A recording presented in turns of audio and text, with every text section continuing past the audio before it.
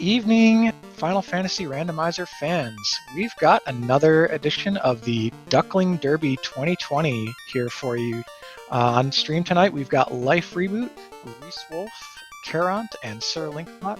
I'm in the booth as Cheesenator, and I'm joined by Duchess for Kaiosama. Duchess, how are you good?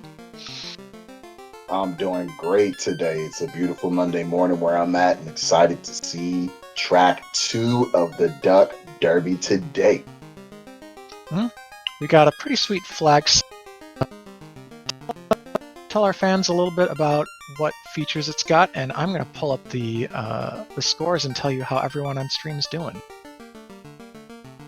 And so today we've got some pretty nice flags for our Duckling Derby today. So bosses are going to be capped at 180%. Magic will be shuffled as usual. We've got some incentivized items as well. We've got the Power Bonk, we've got the Masa, and we've also got, I'm missing one item. Oh. Help me out, Cheese. Incentive Masa, defense Power Bonk, 2 loose defense. Items.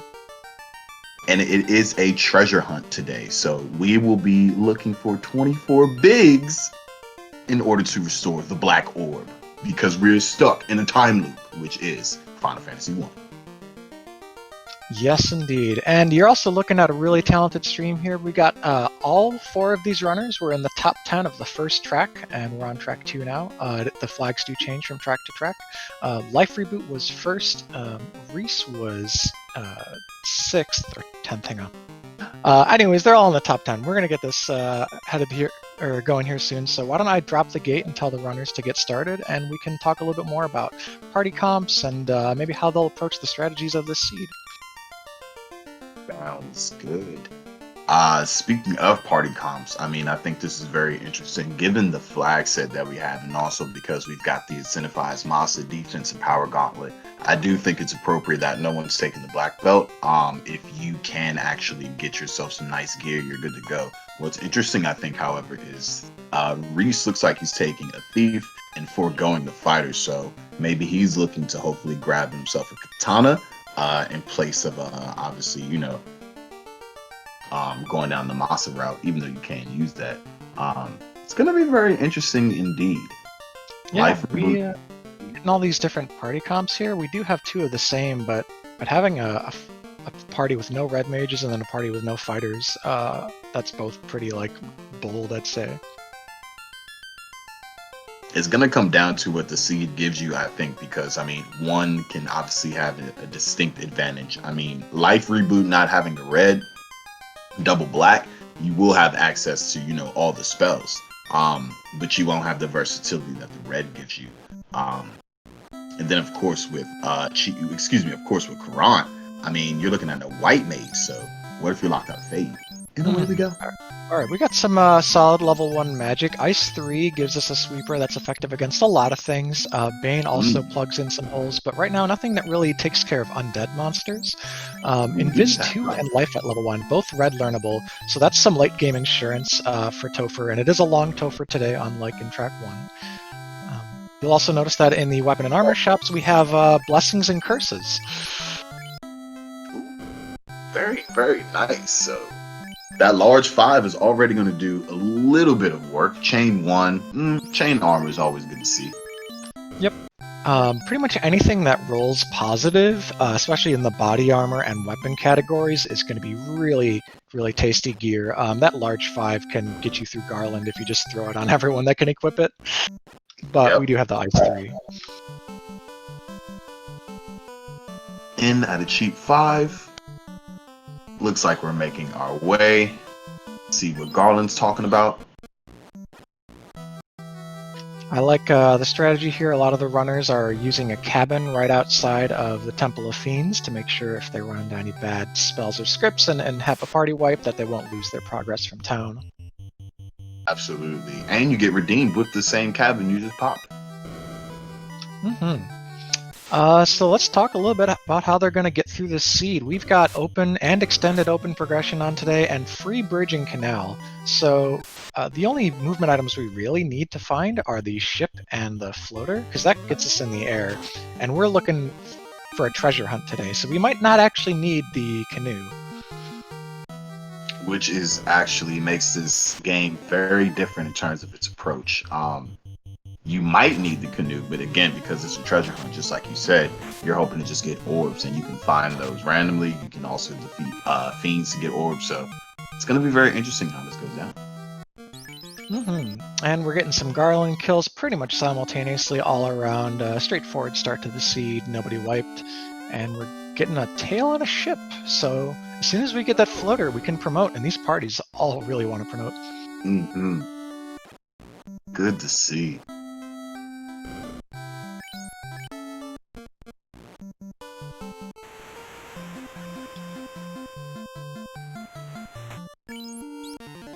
Standard save, and now hit the high seas, and away we go. Yeah, we'll still want to, even though we're not looking for like the usual go mode key items, we're still going to want to check all of our incentive locations, as well as dig out those loose items, because we have a chance for that elite gear, and I believe we're going to need a loot and a key at the very minimum for a regular length Topher. Yep. Looks like Life Reboot is going to see Bickety Pirate, which is the most logical choice. Get your level 2s, also get a key item on.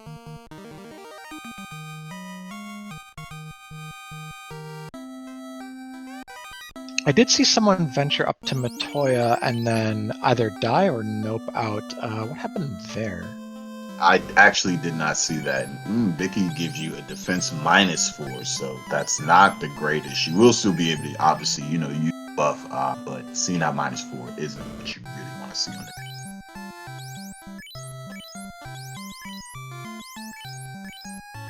Yeah, the pirates are safe today.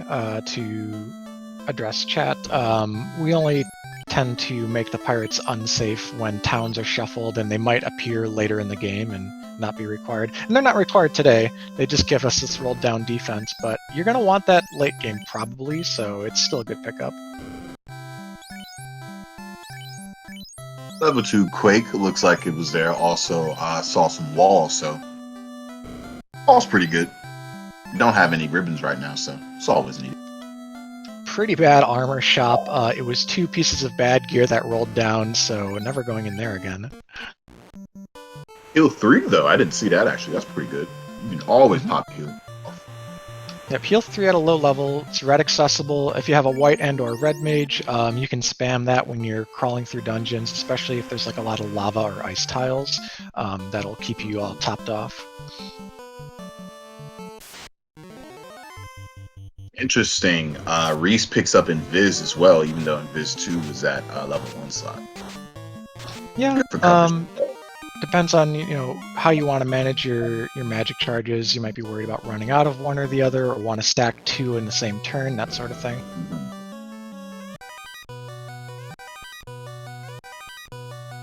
We'll be able Toya's Cave did not have much. That's probably why we saw a reset from there earlier.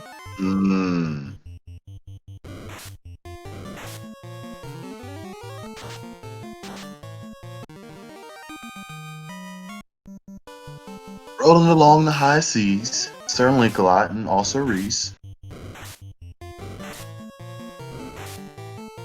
Yeah, we're heading down to Elfland here. Check out these shops. We don't have a ton of money. Someone who was like really gutsy and really wanted something out of one of these shops could like sell their defense, but I don't think that's happening anytime soon.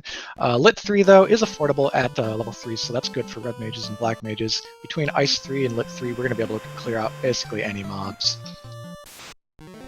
Absolutely. And we've got Gear 4 and Lamp for the memes. Yeah. And Exit and Life 2 red learnable. Oh my, what a red seed. We've already got both life spells and Viz, Heal 3. Like, reds have everything they need. Yeah, reds are ridiculously stacked. 5-3. Look at that floater price. Wow. So you've got a ship, and Nice. the canal is open. Where are you going to get your gold for that floater? I don't know. Maybe this is the time. I actually don't know. We're still pretty low level, but we do have AoE, so Hmm. Yeah, you could try Marsh for 10 chests, but it's a little bit dangerous. You could try Top of Earth and maybe the second floor of Earth, but you probably want to get the exit spell first, and you'll need a couple levels to get charges. looks like Karant went to go see the dwarves and they had a bigs for us. No doubt of it. Good to know for information though. Yeah, you'll be back there when you're turning in key items, so you don't need it right now.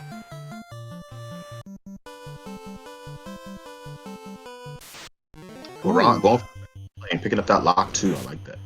the most decimated of all towns has 2 super high level AoEs. However, they're promotion locked for that nuke spell for both classes, and the fade is Ouch. not red learnable. So first knock against the Ouch. reds, they cannot get the fade.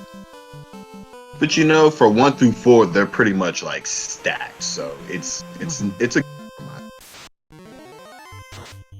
I got a question in chat from Draco Crowley. Do you think we'll see any floaterless runs because of the price? No, I do not. I think there's going to be too much locked behind this floater between class promotion and then the number of treasures that they can access. Plus, we don't know where the canoe is, but the canoe might be behind the floater. absolutely. And plus, just alone because you are racing against others, I mean, movement in of itself, the floater just allows you to move so fast across the entire map. So that alone, I think, just incentivizes you. And as you hit towards 30 minutes, I'm sure every single one of these people will have, 51K or more to be able to go and get that floater. Yeah, so we want to look around to find maybe high-level gear and random chests. Ooh, we got a vanilla canoe from the Sages, so we don't need to worry about finding that. And we also just opened up a bunch of dungeons, so maybe a gold dive into Volcano gets us a floater? That's what I'm thinking. Because, I mean, you can hit that armory up. You'll be able to at least get to the armory. Nothing's too aggressive there on that floor of Volcano. So, and you got Ice 3 at your disposal if you need to pop out. Yes, you do. Those are all good in there. We got a question, Rift in chat, asking, they added a ramp for the airship? Yes, the extended open progression flag, which is not always on, allows you to just use the ship to go to the Ryokan Desert. You don't need the canoe, and you can get in the air with your floater that way.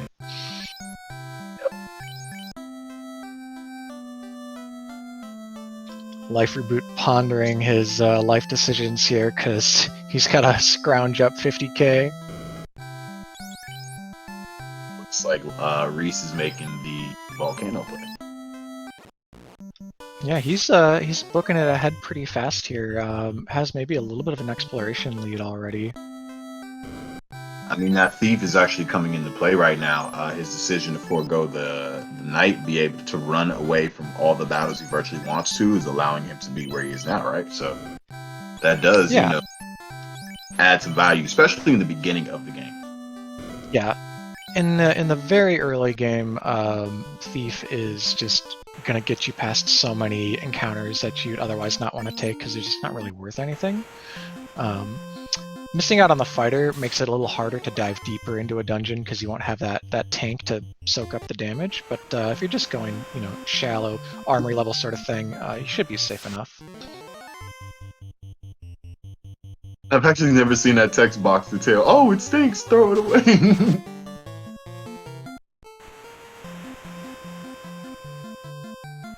And Bahamut so gracefully. Ah, the tail of a rat. Yeah, I wouldn't want to be holding on to that forever. It's probably going a little bit rotten.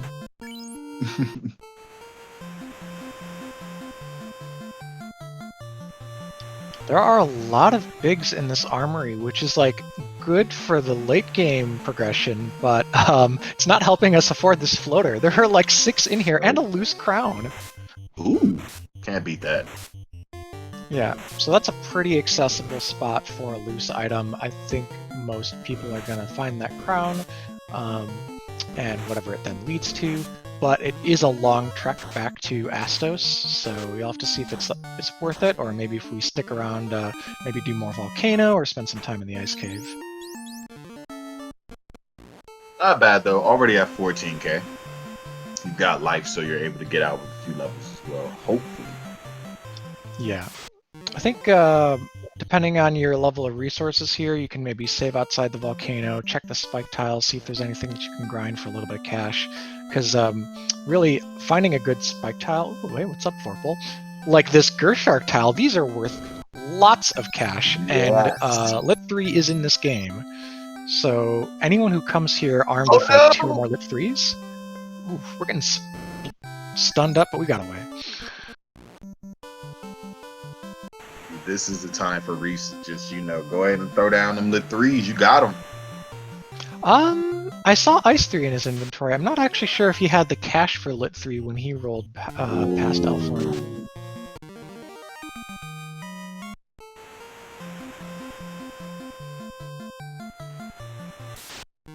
Is that toxic I saw from one of those Parallax? I missed the Parallel. I saw the Paralisk fight, but not what they cast. We got Sir Linkalot here throwing some Ice 3 charges down into these mucks. They do resist it, but Ice 3 is so strong and their HP is so low that it's okay. You definitely want to use Lightning on those. That's their elemental weakness. Mm-hmm. Mr. Tanuki, yes, the Blurst flag is on. We've got random +5 to -5 modifiers on all weapons and armor. So far, we've seen some roll downs, the Vorpal and the defense in particular, but we saw some roll ups in some of the early game gear. That Opal -5, never going to get equipped. That's good cash, though. For sure. Like that house play from Reese, heading outside, housing up, and he's going back into the volcano to finish clearing it out. While Life Reboot is checking these spike tiles here in the top of Earth and maybe looking for some cash too. Mm-hmm. Finds a heal helmet +3. That could sell for like 10k.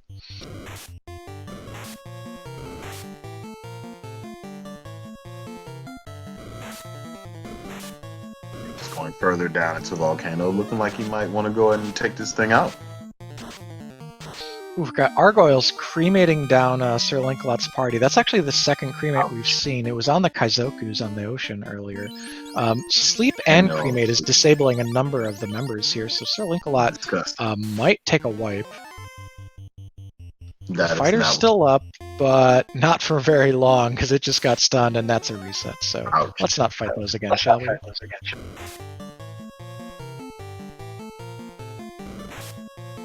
I'd rather not. Ooh, baby. Life Reboot pulls out the first ribbon of the seed in Top of Earth, so that helps that check me off. Not only that, it rolled up 5, so that's actually a 6 absorb ribbon. It's as strong as a silver helmet. That is. Oh. Got a question in chat. Does Blurst affect the sell price? No. Weapon and armor sell price remains the same no matter their modifier. They are just randomized in their own way, like all prices.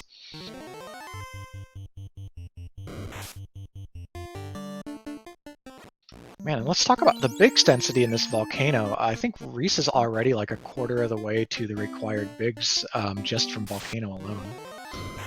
Mm-hmm. Which is decent. Oof, more than a quarter of the way. And you're also getting some cashola along the way, so he won't be at the 51k, but you're gonna be out hopefully at 30. Plus, you're getting money from all these different battles as well. So I'm seeing a theme in our spike tiles here, because in the volcano we got the Gershark tile and we got this sea snake lobster tile, and in Earth Cave we've got a seafood party platter pack guarding the Hall of Giants, and then a vanilla Hall of Giants tile. Ooh, there was a wipe from Reese, unfortunately. Yeah, but he got tons of information. He knows volcano is big dense.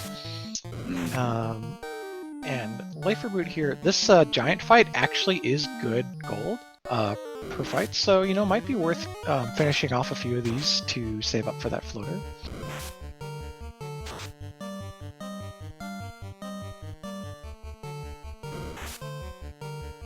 Those Argoyles for Sir Linkalot again. Oh boy. Yeah, What hopefully to say. doing soft resets and not hard resets to make sure we can just see something else, because we don't want to be running into the same fights over and over again. Mm-mm. Worth noting, there's a flag on today. The better trap treasure flag will increase the odds of a good reward from certain treasure chests that are mostly guarded by spike tiles. They pull out of a pool of like elite and like magical weapons. So it's more likely you find those things in there than in random chests. Things like anything from a wear sword to a ribbon. So incentivizes like your red dragon chest in the bottom of a volcano, stuff like that.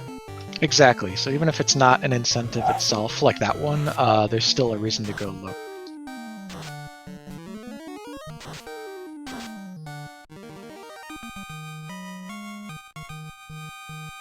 Life Reboot party-wide up to level 11 on 3 members. That's pretty good. He's decided to dump the second Black Mage, maybe just for some experience funneling. I think the Black Mages are good this seed, but I can understand the desire to get more levels on a few characters. Absolutely, because you can bring that black page up later, and it can still be, a few levels behind. We've got one with significantly more charges. Yeah, with good AoEs rolling at low levels, a low-level Black Mage can still make a contribution, even without taking experience from you. And Karan is at level 10, and he got out, so that's also pretty good as well.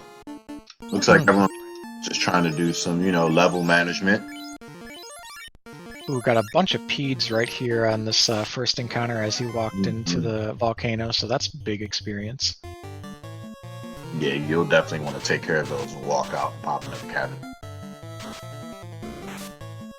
Life Reboot really likes the Giants, fighting them again. The second Black Mage is dead again, so with the fact that it was brought back up, maybe that's just a sort of an unintentional death, but he doesn't really mind having it dead. Seems to be that way. But the fighter is not equipped, by the way. Like, Life Reboot's fighter is just punching things for like 12 damage. Oh, wow.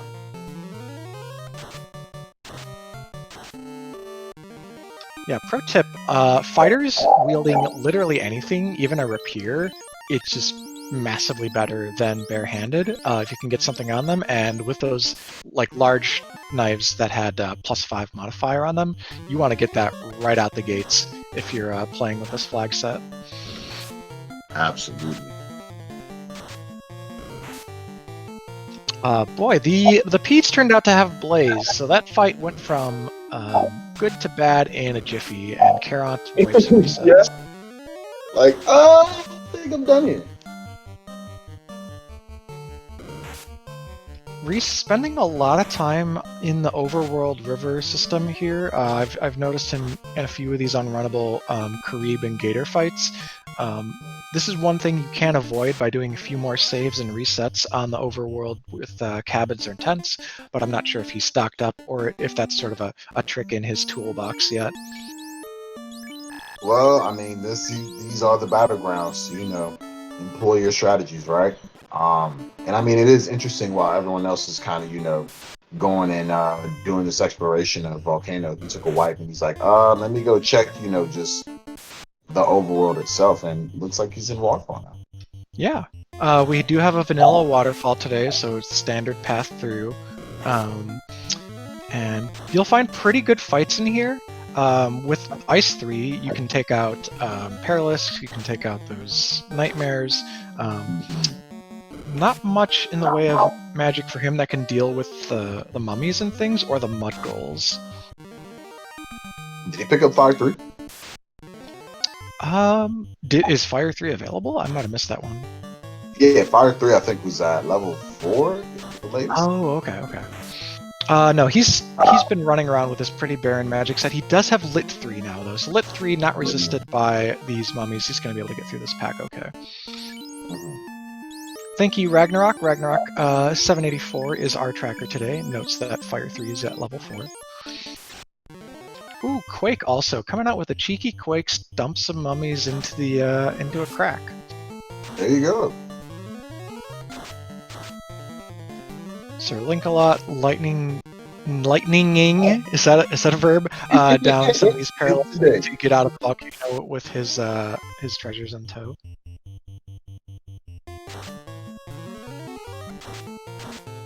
I get this last me down. Fractal Shatter in chat is giving props to Life Reboot's grind here in the Hall of Giants, and I agree with this too. I like getting the money for the floater. I like getting the levels early in the game. These tend to pay out because they make all your exploration safer and make you less likely to wipe to, for example, cremate and sleep. Mm-hmm. And plus, this is a pretty, invested seed in relation to everyone rolling with magic. So you want to get those charges as well, because then when you start going down your ice caves, you can pick up exit, you can pick up warp, and then hey, we've got early life. We can just get stuff done. Yeah, this will unlock those nuke charges and fade charges that are at level 5. Oh yeah. And Earth Cave puts Life Reboot in the vicinity of Melman to go get those. In fact, I would love to see a trip back there now, just a quick run in the overworld. I don't begrudge him though for continuing. Yeah, I guess you just go until you run out of magic charge in houses, and then you say I'm done with the grind. Yep. And you kind of stay in proximity and don't waste travel time. So both good strategies. And Sir Link-a-Lot already at 41k. Ooh, that's pretty solid. And there's gold here in the neighborhood of Crescent Lake. These trolls are, of course, worth a lot. You can encounter giants and Peds as well. All of them give 4-digit gold. But trolls have Blaze. Man, what doesn't have Blaze or Cremate today? They're not playing. They're like, you want this money? Go through an inferno of fire, essentially. It's a trial by fire seed, absolutely. Kaizoku packs actually give a good amount of money if you can find like 9 of them. They have cremate. So everything's playing with fire today. Mm-hmm.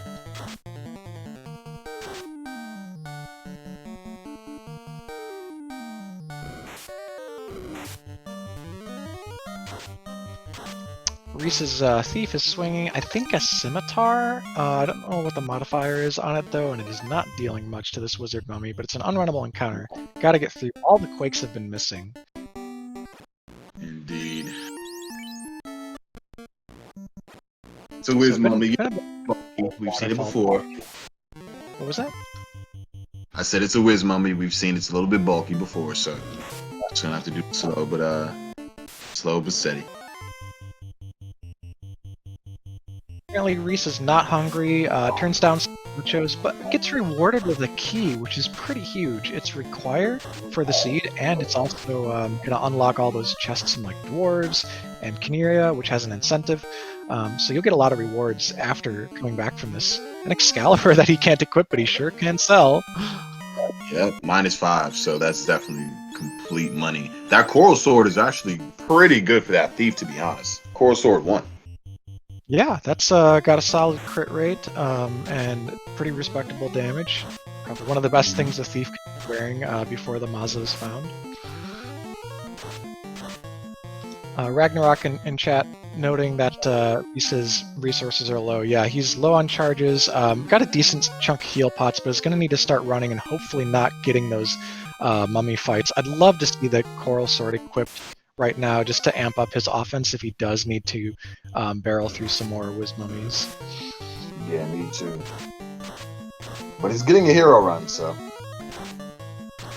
And a big shout out to Speed Gaming Portuguese, who brought in a raid of 58. Welcome, welcome. I do not know how to greet you in Portuguese, but I appreciate you being here nonetheless. Thanks for joining this Final Fantasy Randomizer race.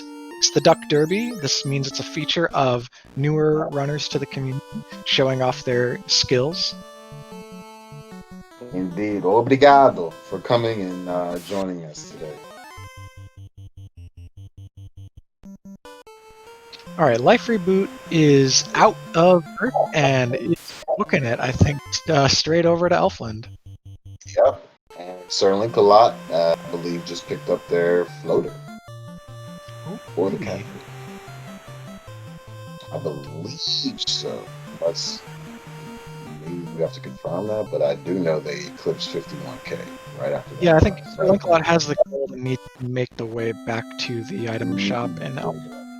So all paths converging on Elfland right now. Charon's Yep. probably going to be there soon too.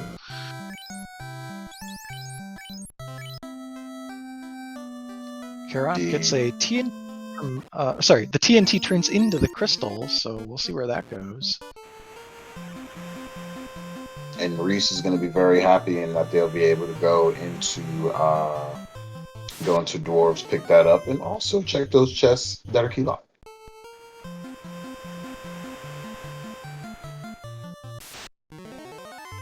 Yeah, everyone's getting experience at a pretty solid pace. That's probably to be expected. The experience scaling on this flag set's pretty generous. It's 2.5 base with a nice flat modifier on it, so they're not going to be starved for experience. They will be able to ramp up their parties and get into position to fight the clamped bosses in the late game. Yep. And at 27 minutes and 30 seconds, Life Reboot is the first one in the air. That's Also, not shout bad. out for showing us Hooray Dwarf. The fetch quest chain Kurant is on, I believe that was the crown to the TNT to the crystal, which we hadn't seen anyone else follow through on because it's a whole lot of sailing and like inner sea trekking when other people are prioritizing probably the gold for that floater, because then you can do all the fetch quests so much faster. Yep.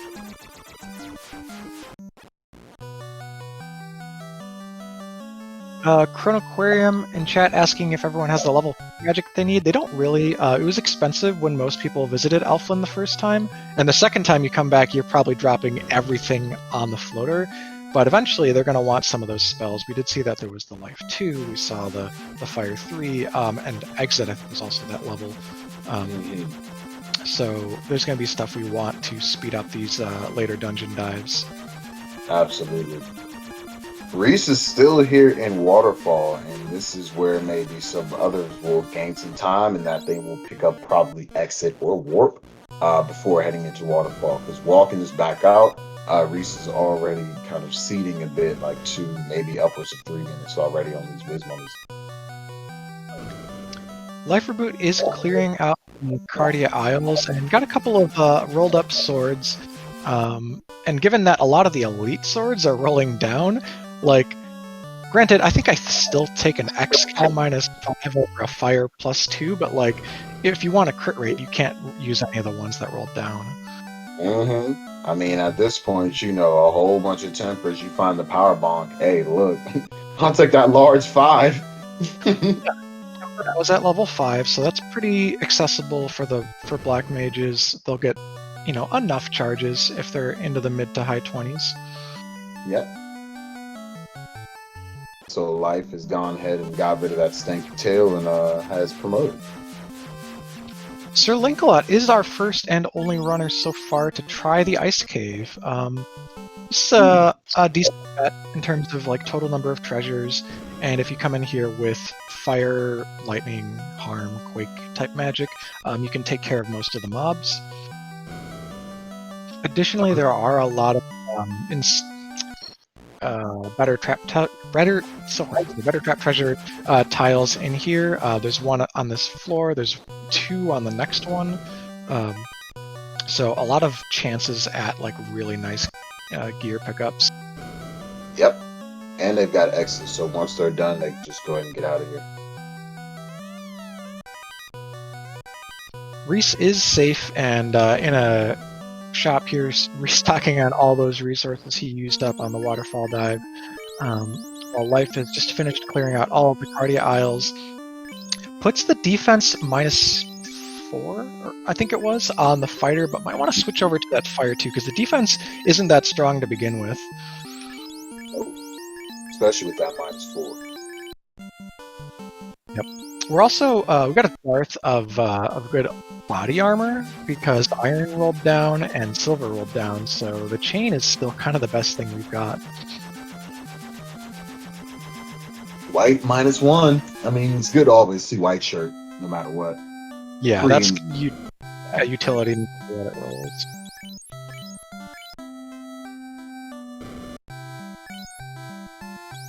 grab that fit and that nuke. Ragnarok pointing out that anyone who's rich and bougie can afford the rolled up gold bracelets in Crescent Lake to deck out their party with good armor. So we won't be long for mage body armor, but you'd like to see something a little tankier for knights and ninjas. Mm-hmm. You're hoping when you find dragon armor, it's not rolling down. The Aegis shield is up, so that's good, except Sir Lancelot is yet a bit ways from promotion. And the Power Bonk -5 is the expensive item in the Titan's Trove, so you're never going to want to equip that unless you don't have a better option. You'll find Pro Rings or something to equip instead, but Power Bonk's a Power Bonk, and that can win the game on its own. That's it. So the game giveth, Rando giveth, and also taketh away, right? You know, your first 4 levels of magic were equipped to take pretty much the game. You're missing Fade and Nuke, but you've got all the elementals, Life, Invis too. You're good to go. But in saying that, all your high-level items are definitely rolling down. So this is a pretty neutralizing seed, honestly. Yeah, it's got utility without a lot of raw stats. So this is actually your play style, and how well you can actually play the game is going to do more than just getting the godly items, in my opinion. Which is good for, as a spectator. Oh yeah. So Karant heading over here, getting his chime from Sarda, which we did see Life Reboot grab by being in the air, but all this time spent walking on land and sailing on sea is slowing down Karant's game clear overall, because without the airship, this is just a lot of travel time.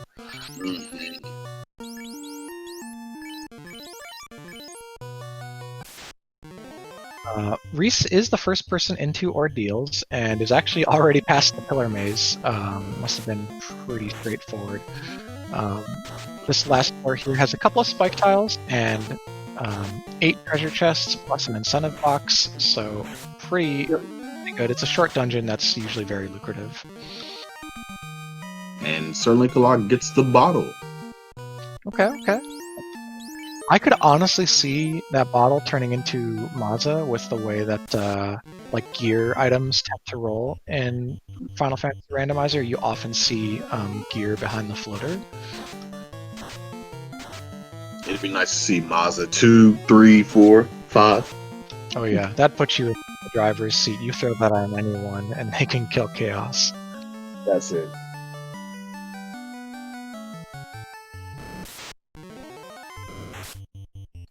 Life Reboot did, while entering Waterfall, put his second Black Mage in the top slot with no armor, deliberately killed it off, so this is official 3-man strats now. And he's already here down to the incentive check with the robot, and he's going to be able to exit out. He's got a level 18 party, so he's having a pretty quick clear through the game by being the first into the gear. While Sir Lancelot is catching up on that Sarda check, crashes his ship into the entrance first, but he's going to pick up his chime. I did also see him pick up level 6 fast, so that's good. Yeah, that's a black mage locked fast, so no fast for the red mage. Nope.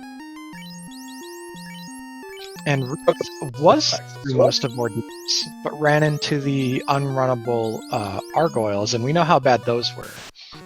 Oh, we don't want that blazing sleep party. No way.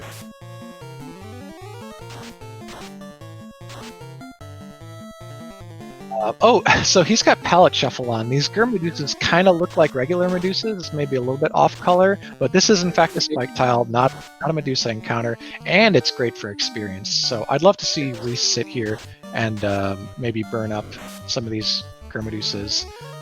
Ice 3 is resistant, but 3 isn't though, so that's going to be able to take him down.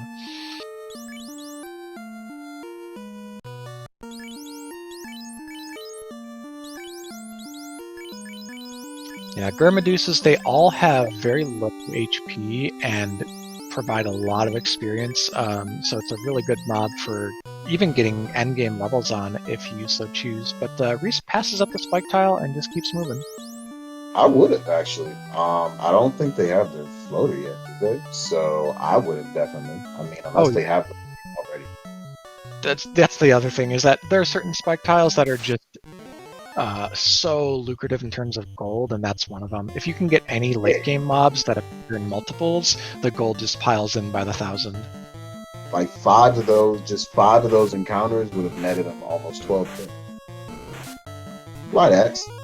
I didn't see that the first time. He's rewarded though. Ordeals is required. It has the loot, so we're gonna need to see everyone do waterfall and ordeals today. Are critically necessary, and beyond that, we're just looking for as many bigs as possible to open up the orb. Now Reese really needs to make this move to get their floater, because they're losing a bunch of time having gone into waterfall and then having to walk it back out without exit. And then they're still not in the air, so they really have to start making those moves. Yep. Thankfully, with this sailing route, Elfland is on the way back to the Ryokan desert if he just sails a little northeast from here. So that's, it's efficient routing.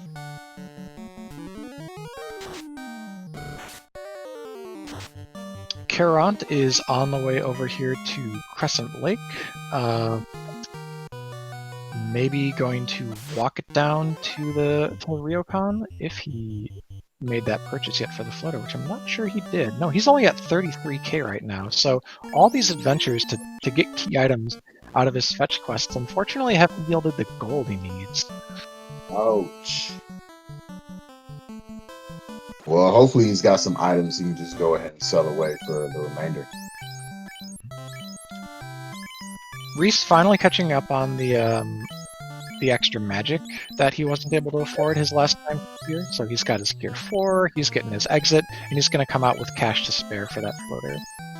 Absolutely. So you feel kind of bad knowing like, oh crap, but at the same time, you can pick up everything in one go, get your floater, you can be on your way, and I mean, you are going to lose a little bit of time because of waterfall, where others can exit out, but it's required. So it's not like you lost time by doing something that was foolish. Exactly. Got a question in chat from Chronoquarium. Do Plandos exist for this? Final Fantasy Randomizer does not have Plando capability right now. There are seeds which are sometimes handcrafted for certain properties by like advanced developers, but there's not a way right now for you to say just turn off the randomization logic, put X item here, there, and there. But hopefully in the future.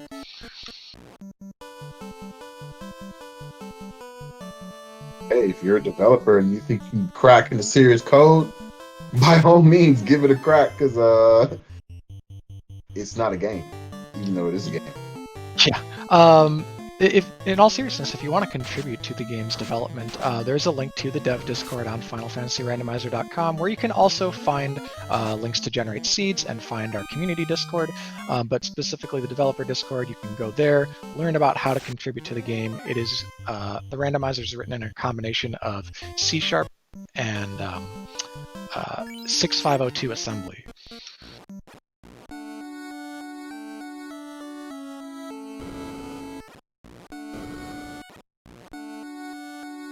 Alright, and that's in the air and a chime for Reese, while Life Reboot handling the Ordeal's Pillar Maze and on his way to the required loot.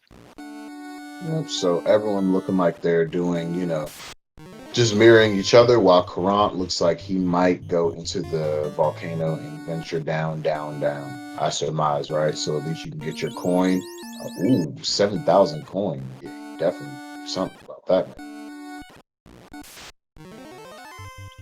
Reese, not a fan of the. Well, actually, I'm not sure if he sold the Vorpal or not. He did sell the Vorpal, okay. He was getting rid of some of those rolled down elite weapons. I don't think he wants anything to do with those. Probably going to rely on finding that incentive Mazza. Pretty much have to, right? Run. So, no other option. Man, what a stacked black level 5. Like, all those spells are good in the average case. Warp, Temper, Nuke, and Break. That was our first look at Gaia from Sir Linkalot there, who picked up an herb from the ferry. So not turning it in though. I would love to see that turn in because if that's a Mazda, that's going to make your sky clear so much faster. Yes.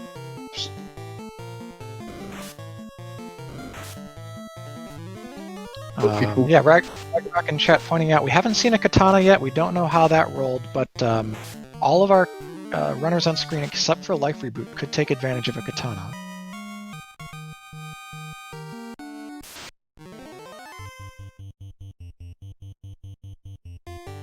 Yeah, but I surmise, it's not really a bad check on Link's side, and that, they're going greater than less than.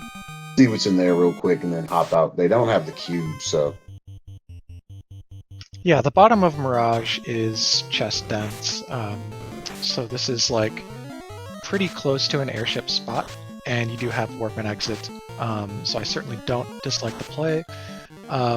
Noted in chat and also happening on your screen right now, Life Reboot wants even more levels. This is grind numero dos. We've got Germadus's just raking in the experience, already up to level 22 as of last I saw. Yep. And Karant is in the volcano. This is actually maybe the deepest run we've seen, assuming he finishes it out, because I don't think anyone's tried to take on Carry for the 2 bigs that it would grant. Nope, have not. We've not seen them thus far because we've seen some wipes with some nasty things. I believe gargoyles are sitting down here, right? Gargoyles are in the volcano. They can't spawn on this floor though, so I think we're safe. Flame 4 on Link's side, so that's pretty decent.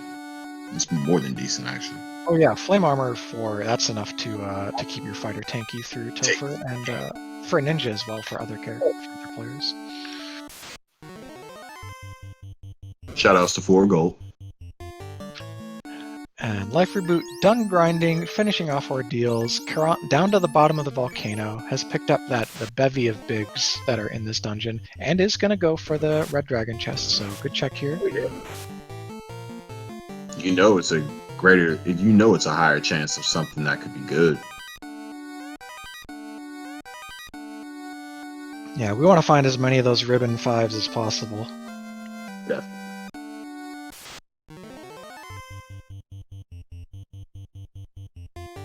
Wouldn't you know it? Of all the spike tiles we've seen, more yet have seafood on them. There's a sea snake tile at the end of the ordeals here. Oh, but they got stone touch. Oh, we need to get out of this fast. Ouch. That is never what you want to see. Oh no, the black mage got stone touched. He's gonna actually. God. No, he can run. If he doesn't get. Oh. So Life Reboot just lost the Germadusa grind to some pretty unfortunate luck. When you have fewer than 4 members in your party, you don't get as many actions and you're more vulnerable to getting locked down by things like paralysis and stone touch. Ouch. You hate to see it, but I mean that does give you a bit of information, right? Once you hit your level, bounce. And yeah, because you can exit after picking up that loot, and he walked through the spike tile. That's a lesson that you sometimes don't learn until you've played a lot of Final Fantasy Randomizer seeds.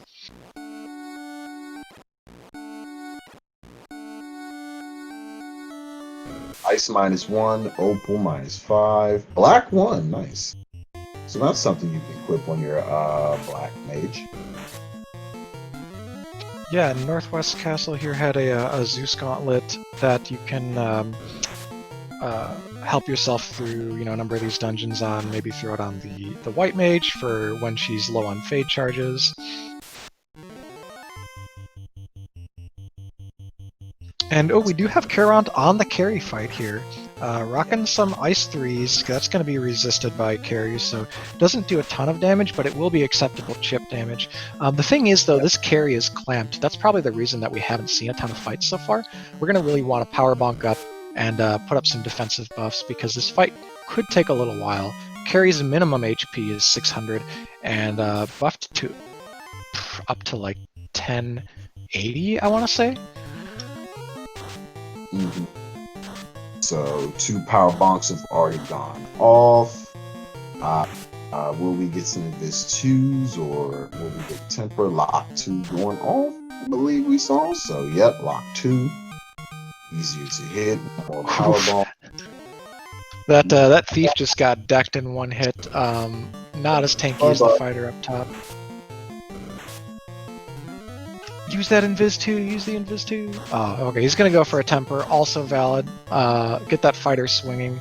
Oof, the red mage hangs on with 10 HP to be able to get this cast off. We are swinging, I think, like an iron staff or something? Maybe the iron staff rolled up today, because Caront is just, that's a weapon you almost never see used in FFR. Wow, that's the definition of going ham. Like, yep, I'm gonna use this and just destroy you. So 498 damage finishes off carry 1. That's like the most I've ever seen an Iron Staff do. Exactly. So this is the Duckling Derby. So people, let this be a lesson to you. Power bonk and anything can do anything. Life Reboot is taking the Gurmadusa grind again. I agree with this. It's so lucrative that even if you did lose the time, like this will probably be the best remaining levels you'll ever get, and you want to set yourself up for that late game with those clamped bosses. But it's unfortunate though that I would say Life Reboot had a clear lead beforehand, but with a straight time loss of about 4 or 5 minutes by wiping out of ordeals, you know, maybe that evens it up and makes it more of anyone's game.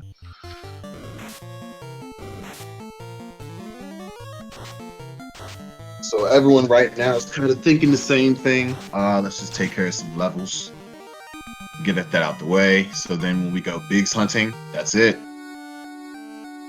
Yeah, Reese, he's on a tile that's really good for experience when the fight is less dangerous. Unfortunately, that fight had damage poison and cure 4, so like getting through those mages and fighters probably not the easiest. He's just going to reset out of all of that. And how far back did he reset though? Because he's back in the air, hovering above the Cardias with promotion. He might have just reset his Astos kill and nothing else though.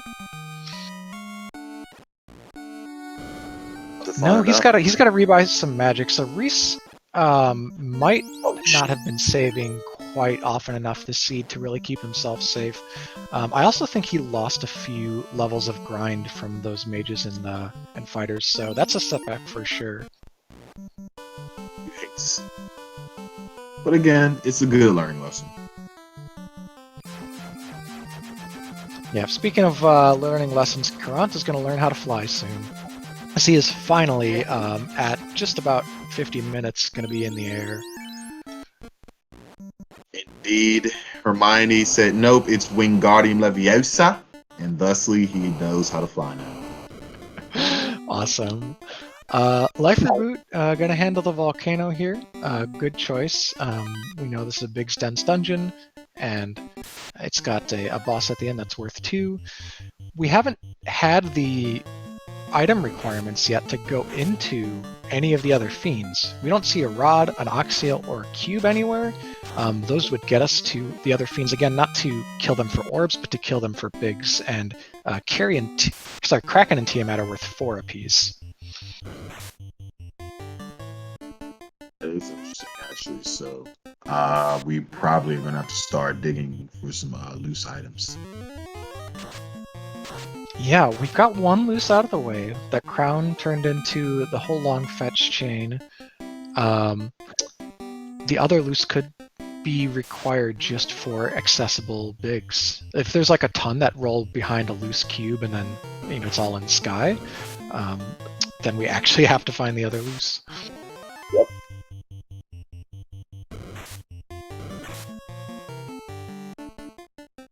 Cyril Linkalot was just in a fight. That's one of my favorites on the overworld. There were some sandworms, and boy, the amount of times I've ground sandworms for experience, I would be all over those. They definitely get the job done.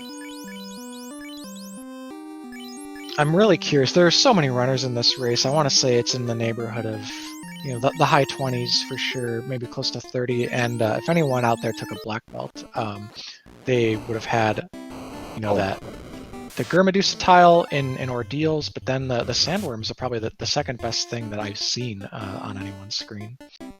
Honestly, if anyone took black belt along with red mages, then they're good. Because yeah, you're missing out on your level 5s, but you don't need them with everything else that was from level 1 to 4. And then black mage, Yeah. I mean, because of the grind tiles, you're in the driver's seat.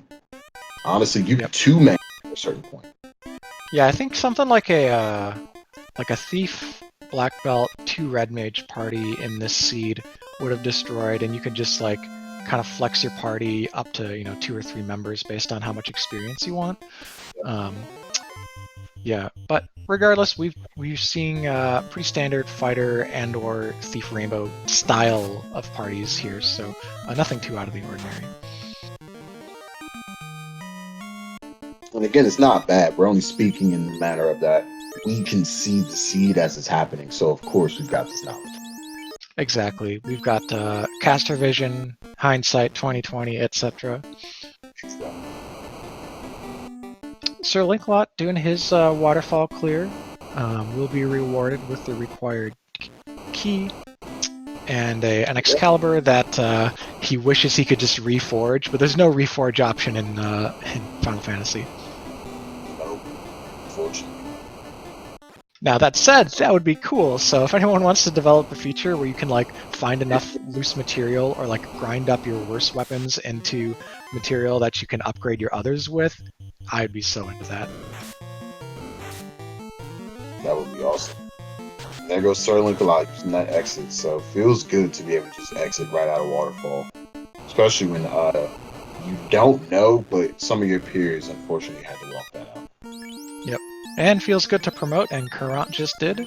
Got his promotion paperwork, as Caleb likes to say, and is rocking the 3-character party right now, funneling that experience. Let's get something better than a defense -4. Maybe a Flame 2. Yeah, Flame 2 is going to be better than that Vorpal -2. He's checking his stats repeatedly. He knows what's up with these blurst items. No, I like the 3-man. I like the 3-man party on the side, Plus, you got your other Dan character level 17, so they're something respectable anyway if you need them up. Yeah, a thief. If you've got a Maza and like any other good weapon, the thief can actually be a respectable second damage dealer in a party like this because we've got a buff for thieves in play that is not in vanilla. The thief has double hit percent growth, which has been a pretty common feature now since it was introduced to the randomizer a year ago. People love playing with it, and I don't disagree. Right, I'm a huge fan of buffed thieves. Absolutely, that crit is just especially when you're working with a katana, you're good to go.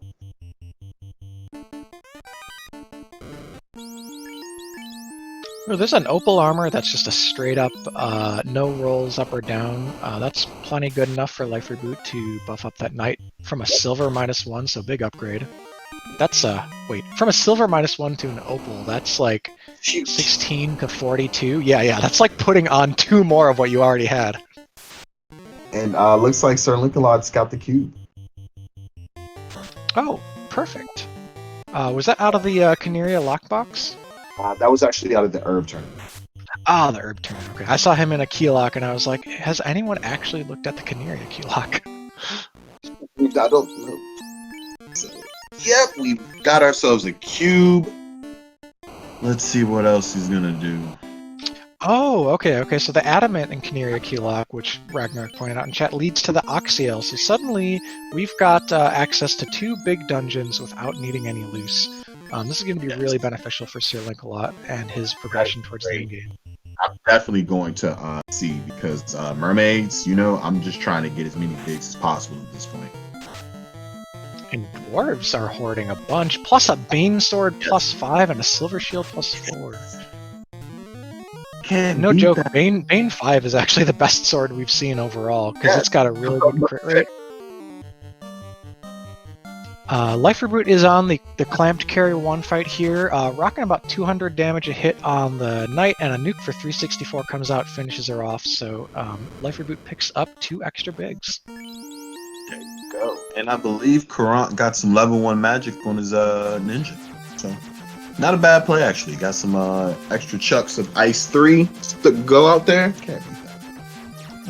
Yeah, when your ninja can contribute to your dungeon crawls like that, or even to TOFR, where casts of Ice 3 and Lit 3 can be really crucial to getting past the mobs on the later floors.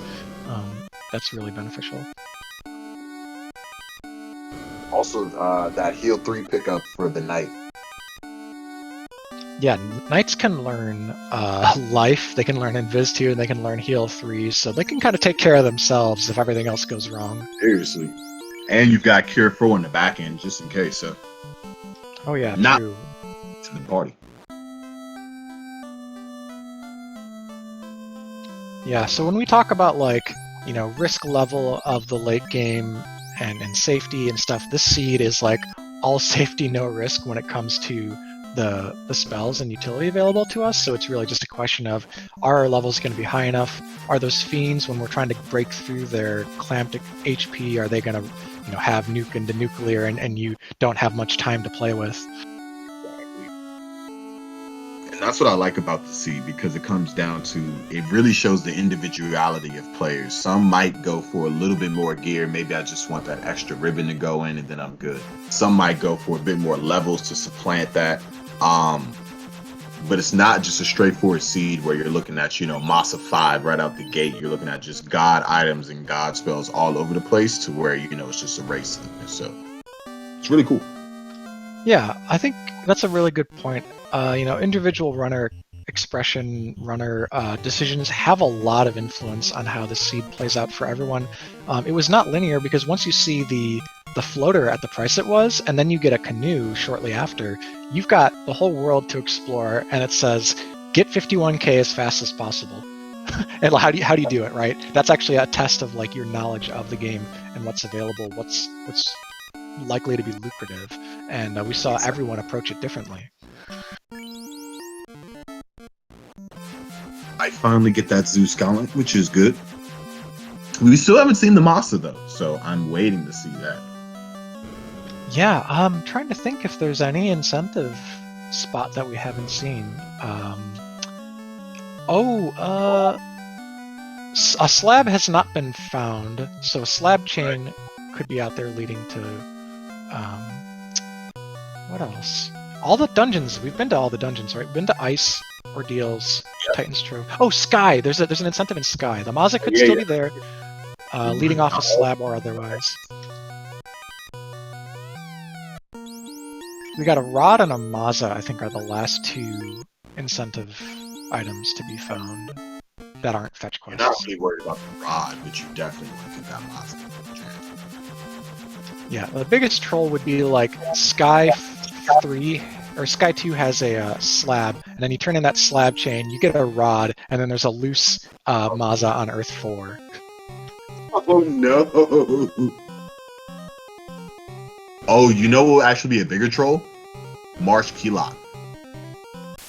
Marsh Keylock is not on this one, I believe. Okay. But it could be a loose. There could be something loose in Marsh Keylock. Yeah, that would be the troll.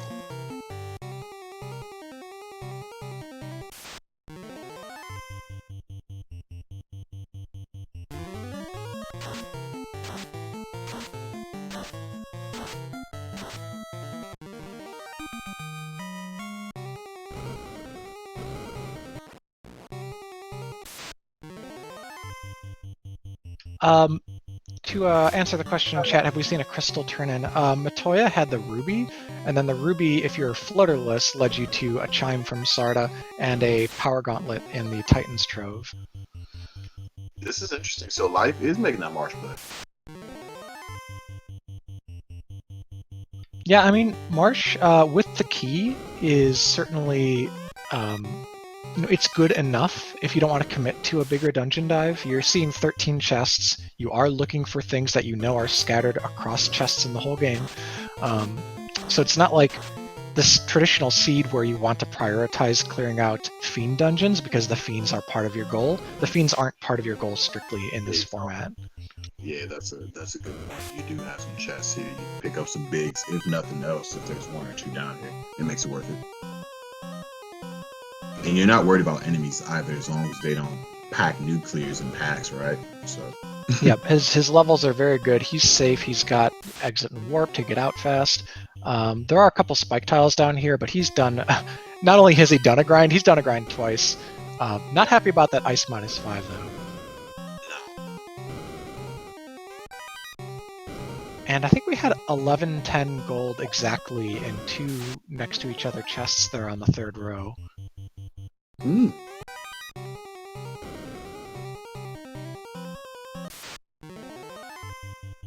The almighty house.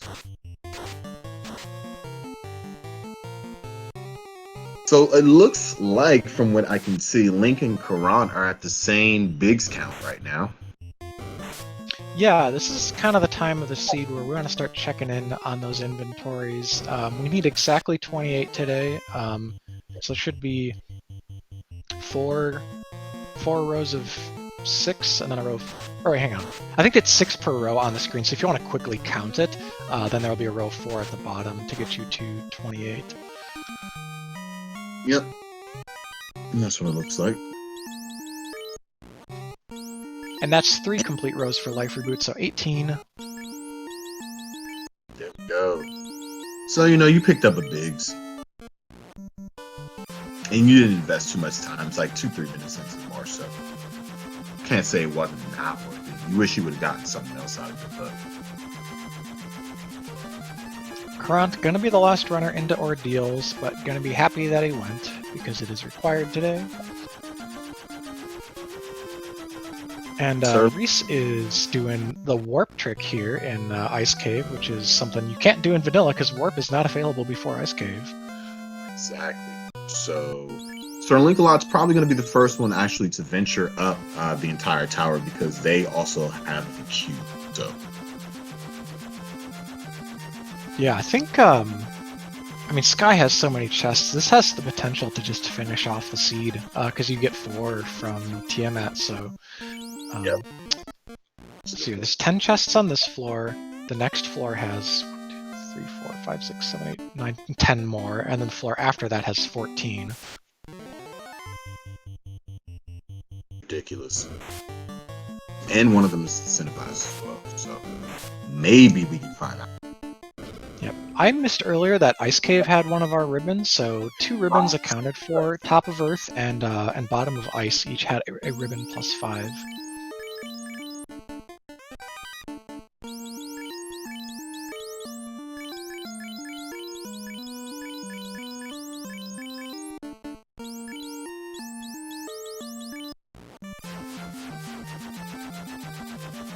Life Reboot's got the incentive bonk. Karant making his way through the Ordeal's pillar maze. Sir Linklot trying to get out of the Mirage Tower here and into the... Or rather, he's trying to make his way through the initial floors of the Sky Palace. Reese taking out some Peds on a tile here in the Ice Cave.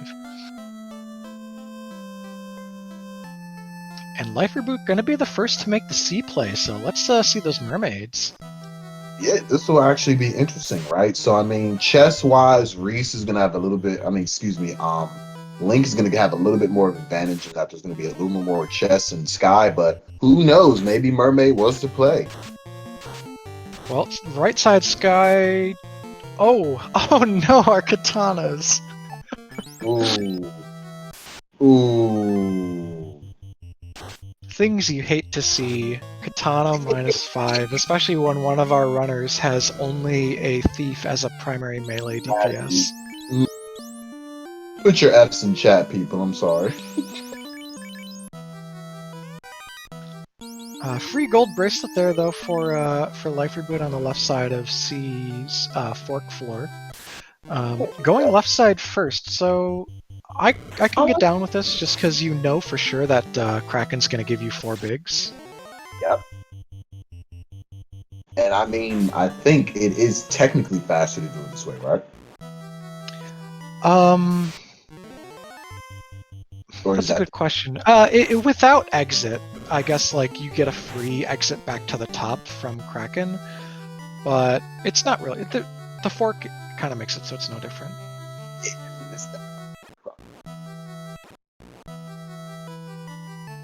Alright, onto the second floor of the Sky Fortress for Sir Lancelot. Gets one of those silver 5s, which is actually better than a gold 1. Or maybe they're tied. I think they might be tied. That's still good. Gonna throw some decent, like more than decent forward.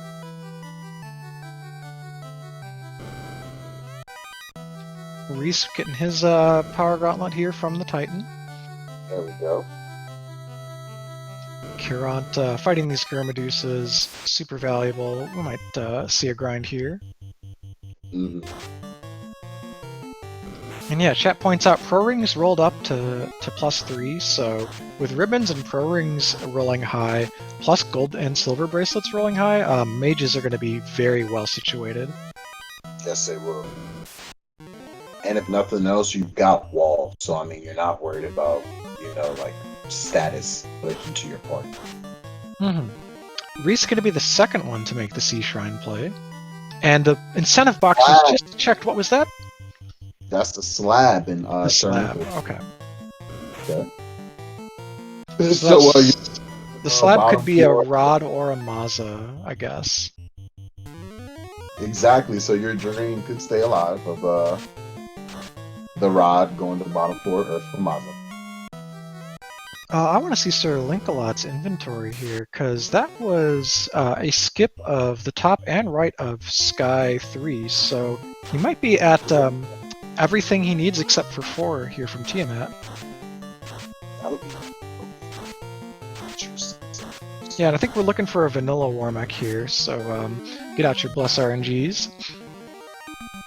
Oh, too late. No, actually he needs substantially more, but I guess if he's planning to do just Kraken and Tiamat, then you can gamble on not checking any more chests.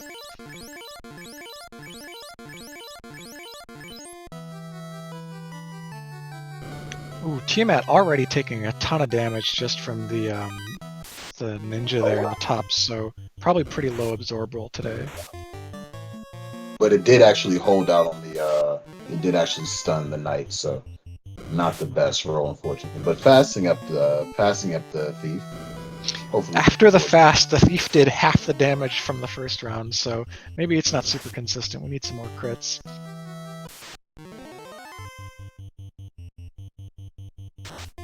Alright, so I think the thief is swinging the Bane Sword, and the red mage is swinging the Vorpal, and then the knight either has the fire or the Excal, not sure, but it's not swinging, so it's not helping.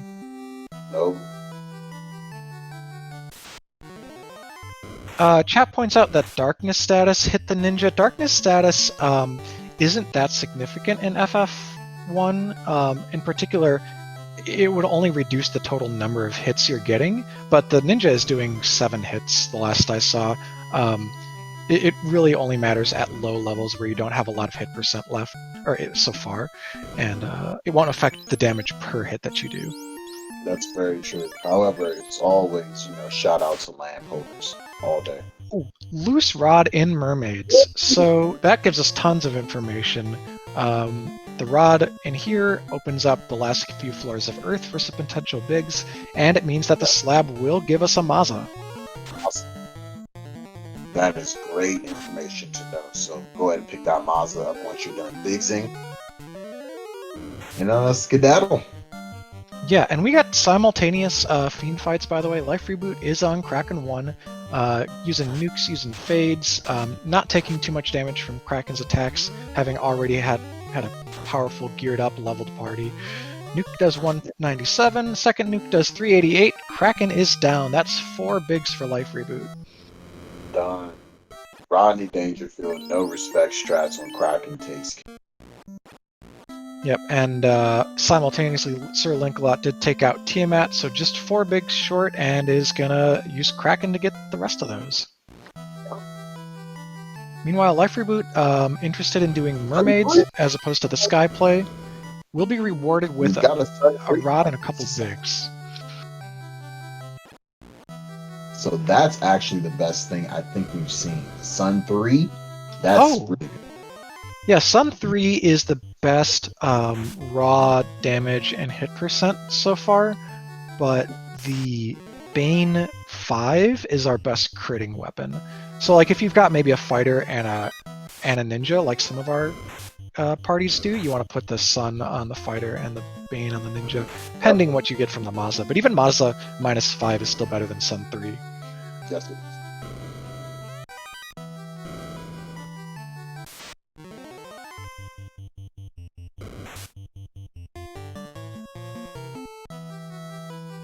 So it looks like our runner minds think alike as everyone's converging into C. While our Sahags have Blizzard. Not the greatest. Thankfully, they're not all spamming it.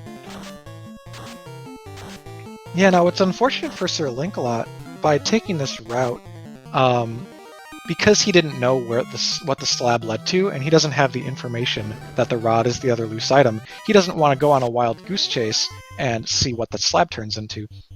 So he's actually going to miss out on the Maza unless he opts into that before going to Topher. So we'll have to see if he makes a last minute call on that. You might feel behind, given that it's an hour and some change in.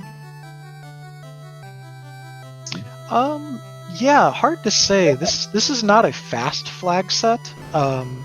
Given their requirements, you do have to dive a lot of dungeons to do it.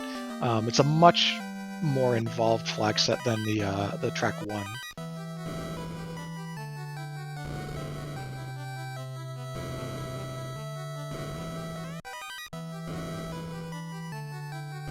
Still, though, I like the difficulty level of what we've seen out of the Duck Derby so far. It combines some accessible features and things that aren't too intimidating with some puzzles and some challenges.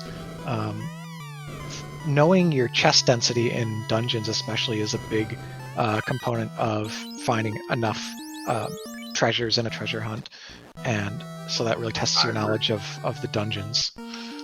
It really does. It's not of the vigorous level where you really need to be strenuous on your power cycling per se, but you're right. Knowing your knowledge of where things are, what's most dense, what's going to be most, viable economy-wise, is going to give you the edge in this type of flag set.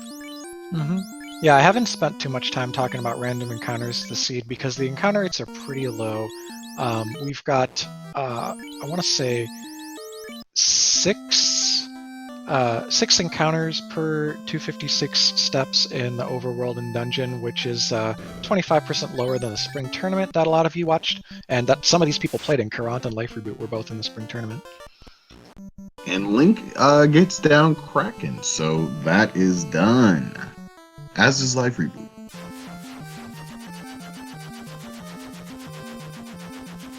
Yeah, that's go mode actually for Sir Linkalot. It's kind of weird to call go mode when it arrives differently than the traditional seeds, but that's Linkalot could just go end right now.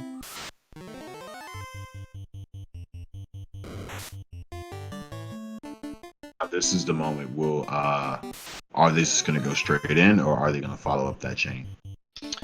Well, looks like we're polishing off Magic post-promotion first, so not a bad call.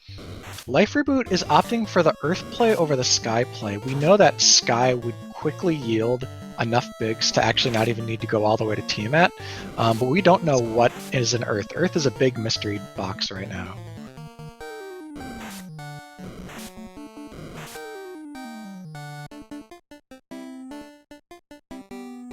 And nope, Link is like, well, I want to get this time loop taken care of. Throw me back in the past. And yeah, thank you Ragnarok for highlighting that. The last of the 3 ribbons is in the Temple of Fiends locked. And Life Reboot got a bigs. Oh, I see what he did. Life Reboot needs 3. Got a bigs from one chest in Earth and is just going to race down to Lich and skip the other chests.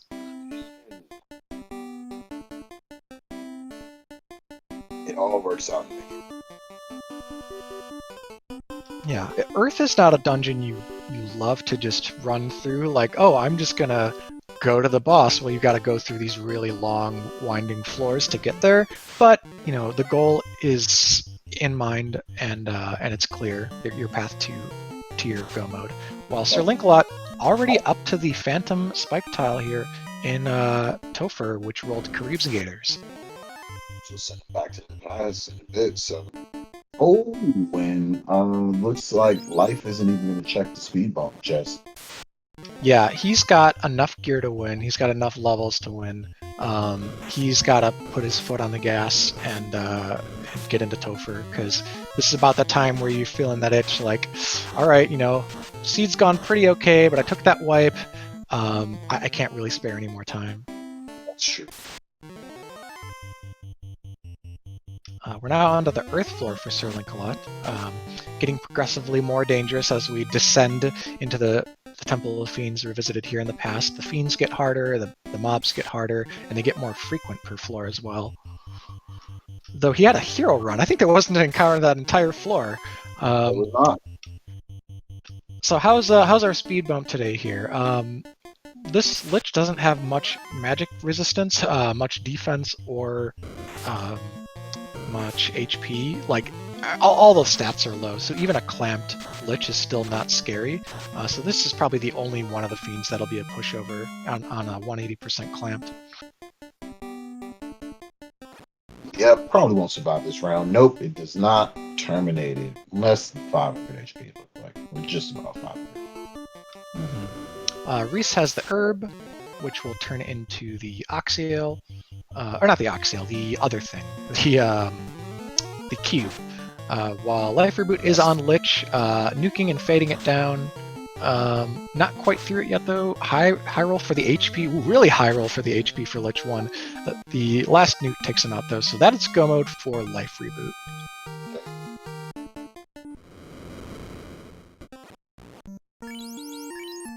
Sir Lancelot doing preparations right before the carry 2 fight. You want to call this one, Duchess? Certainly.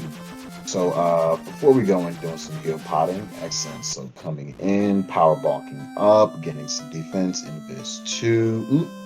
Yep, white shirt actually, good call. Also a fast and throwing out there with the coral sword. So defense 4 going off, fast into the night and some Vis 2 stack. Let's see what carry is going to throw at us. Nuclear off the gate, definitely not what you want to see. And the black mage is already down. So another power bomb is going to go off, potentially heal 3 or cure 4. Ooh, okay, so the knight still, the ninja still survives. Heal 3 goes off. Our knight is still looking strong body. We got another power bonk going off. One more power bonk, possibly a cure 4 and a white shirt stack. So we've got initiative thus far. And okay, so another swing, 5 hits 78, crack. Oh, that is definitely not what you wanted to see. We just saw our knight after 3 power bonks go down. So we're down to the thief and our red mage cure for it up. Ink, so there goes some more hits taken away. Definitely not good. 3 hits for 4 damage. This is looking not too great all of a sudden, but we've got some evasion stack up. So 2 hits going through to the red mage, 4 hits, 74 damage. Looking a little bit scary. We don't know how much HP, and that nuclear rolled again. We survived. This is looking a bit daunting. Double nuclear. So now we're back row down to the final red mage. Crack. Oh, this spell list is just monstrous, man. I know you're seeing this. This is oof. So we're back row doing 1 damage. Hit through the invis stacks. Carry's not playing. Carry's gonna need some lock too. And even with all those invis 2 stacks, it's still got extreme accuracy. It does not carry. So this is nuclear came back again, and as you can see, this is definitely not a carry 2 to play with. Yeah, there's a lot to take away from that fight, so I hope Sir Lancelot's going to make some adjustments on round 2. We saw double nuclear, crack, and ink in the skill list, and Carrie seemed to love using skills, not spells so much, as well had high physical DPS, so really there's multiple threats you've got to account for. You need magic resistance, you need HP and healing, and you also need evasion, so really going to have to pull out all the tools. I would love to see a ribbon on that knight if there isn't one already to ensure that we're safe from crack, and have the knight just handle the reviving after the fight, because Sir Lancelot spent maybe 5 rounds using power bonk and never got a swing off with a knight, so we didn't even get to see how much damage it would have done. Yeah, fortunately we did not. We saw three straight power bonks along with two fast go off, and we did not get to see any swings off of that. And this is where actually you would really value a ruse, to be honest, because you can take some of that defense and add to your absorb. Because it looks like Carey, no matter what, was swinging after after three white shirts. So it's not what you want to see. So this wipe from Sir Lancelot, giving Life Reboot time to catch up and enter TOFR. Now it's just a few floors behind, and I want to say like Life Reboot levels and prep wise definitely was a bit more thorough. Has a slightly different party comp though, so it's hard to say which of these two is favored. Sir Lancelot has more melee characters, but melees aren't that strong this seed because our weapons aren't that strong. So I actually think having the two nuke casters and the fade caster could give Life Reboot the edge and maybe have him catch up. That's very true, because where you're still buffing up that knight, maybe one of your other wizards can actually just throw out a fade just for chip every now and again. Throw out an ice 3 just for chip, because you don't want to lose track of seeing that double nuclear was terrible. 3 nuclears in one round from Carey 2. Yep, and as far as the status of the two trailing runners on screen, Reese needs some levels and is back at this Mage Fighter tile in Northwest Castle. Now that's a little bit safer. And Caront needs the cube that comes off this bottle to Herb Chain, because he just needs to find more bigs, and they're unfortunately locked in places he can't get them. And this is unfortunately where Carant lost a lot of time, where he was not able to get to the floater about 15 minutes post where everyone else was. So that's why you're seeing a bit of a differential in this. Yep, and Sir Lancelot actually did lose 2 members on Lich. Gonna go with Life 1 to bring them back up, and then heal pot his characters. This makes sense because the Cure 4 and Life 2 charges are actually kind of precious. Valuable. Plus, in relation to using heal pots, both of those don't have superfluous HP to where you're using 60 heal pots on a. Yeah, exactly. Alright, so round 2 for this Carry 2 fight for Sir Lancelot, and Life Reboot catching up a little bit. Has just the Knight alive, but thankfully the Knight does have that life spell, so the White Mage should be able to take care of all the rest of the healing, and Life Reboot will be on the fire floor shortly. Alright, take it away for round 2. Round 2 again, so we've got defense going off. White shirt again, and it looks like fast. Hopefully we can get through some of these evades. We know nuclear is going to come out real soon, so okay, 5 hits, but that did go into thief, so we're okay right now. 4 hits, defense going off. Going straight for the swing, power bonk, so looks like we need to get some offense. That's what they're thinking. Could be a good play. Nuclear coming out, so we're going to survive the nuclear round. Looking good. Lock 2, easier to hit. White shirt, 2 stacks of that have gone off, and another power.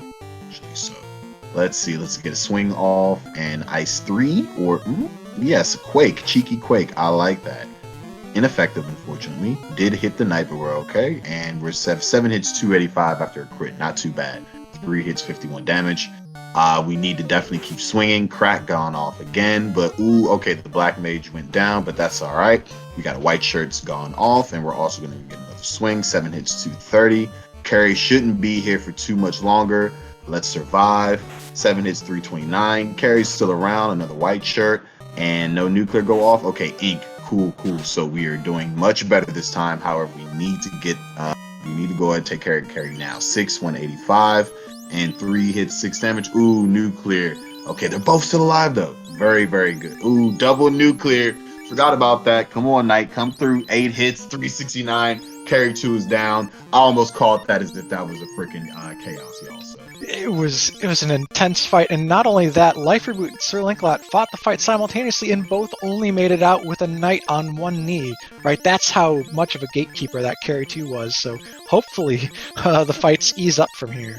I mean, if anyone brought a black belt, if any other runner has a black belt, they're sitting here like, what was Carry 2?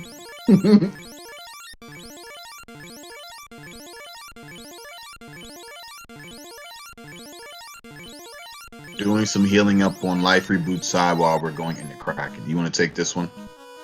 Yeah, sure. We're fast in the night, doing Invis 2 because we know that Kraken Honda is something to be feared. Defense as well, so we've already got another white shirt. So we got 4 evasion stacks on the night immediately. We're going to do one more of the white shirt, probably one more.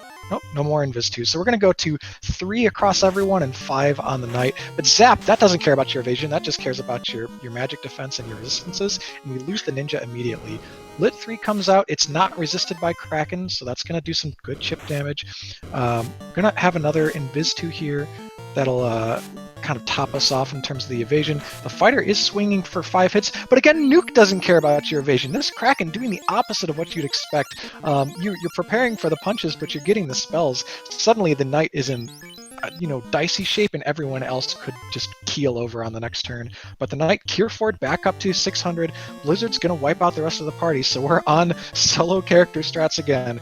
Quad X goes wide, that's never gonna hit. 5 hits for 300, 200 type damage is going to be enough every turn if we can get through. We don't care that Kraken fasted because we're max evasion, so just keep swinging, swinging, swinging. Kraken can have anywhere from 900 to like 16 something HP, 1700 HP, and we got through all of it finally after about 6 or 7 rounds. Knight survives, goes up to level 24, not bad. Or sorry, 28 rather, definitely not bad. And we're all alive.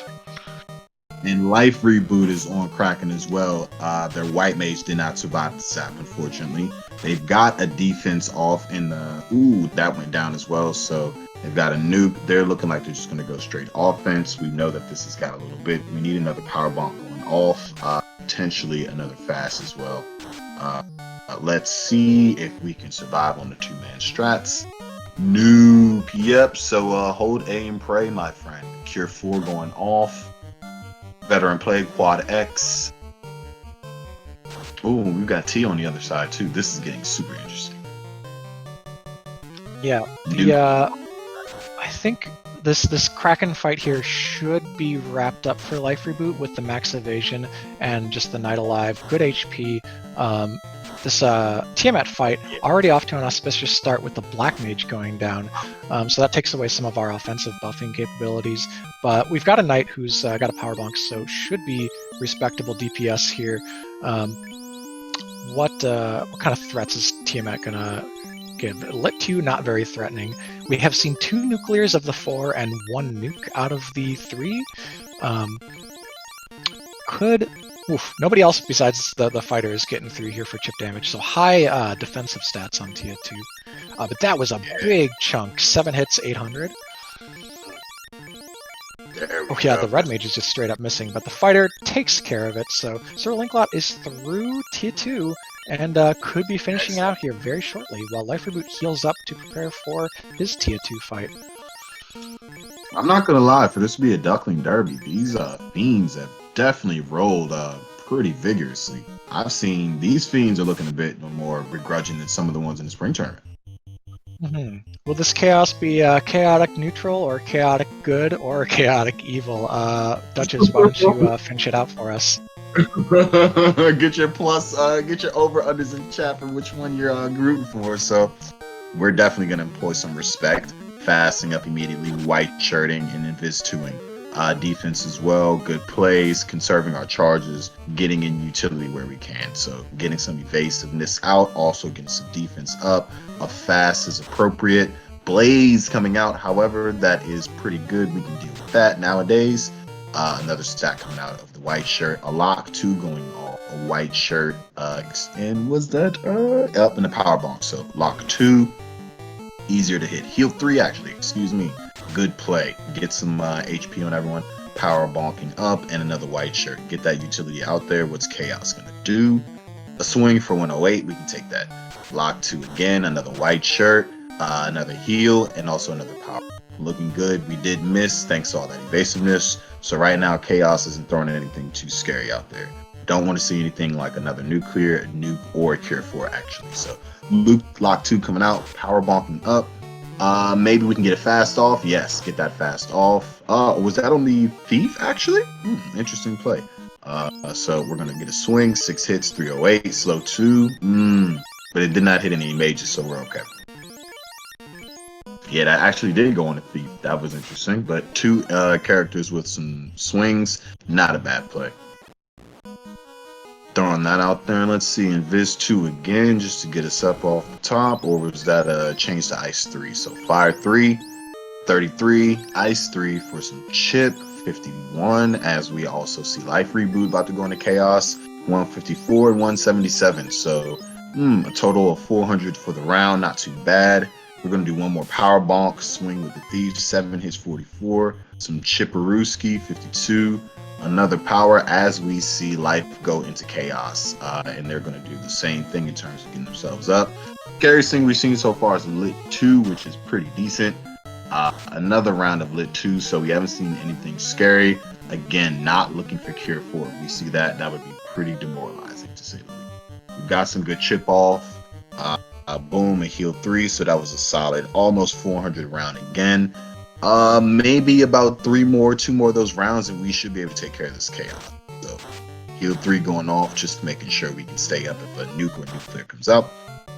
4 hits, 310. That's a great to see. And a swing from 6 to 233. All right, still up, but the evasiveness is taking care of everything. I would be nuking if I had nuke, but we do not have nuke. 3 hits, 131, 49, 6 hits, 114. Nuclear.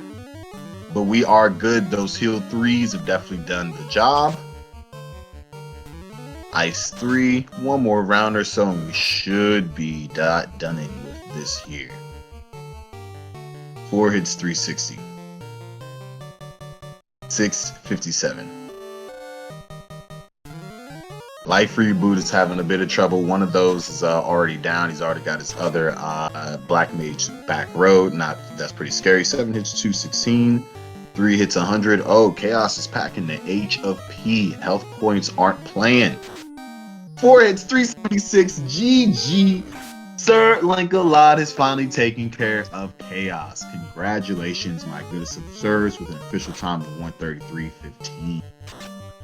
Sir Linklot, first on-stream runner to finish 8th overall in this large group race, but we got Life Reboot still on Chaos, so let's give that fight some attention. We're going to come out here with a Cure 4 on this White Wizard to make sure that she survives any upcoming blazes or nuclears. The fighter is doing very solid damage per turn, though. 7 hits, over 400. Even though Chaos has rolled very high on the clamped HP pool, we're looking at a good enough pace to finish off the fight without wiping, I think. If Chaos only has 1 major threat per skill list in that single nuclear, our healing can outpace that, so I don't think we're too scared about wiping. So really, we just want to get through the fight as quick as possible, minimize any unnecessary actions, and just keep ourselves safe and go forward. In fact, we're already waiting on the 2 wizards. I strongly agree with that strat. Chaos is missing. This knight is no fear. 5 hits, 422. That's pretty solid. Only need a few more rounds of that. Black wizard is stunned. We don't care about that. Black wizard is dead. I'm pretty sure we don't care about that. 7 hits for 357. Another good round. Fight. Wait. The swing comes out, 7 hits, 410. Get out your GGs in chat for Life Reboot, who finishes 2nd on stream and 9th overall in the group race with 1 hour, 34, and 40 seconds. GG.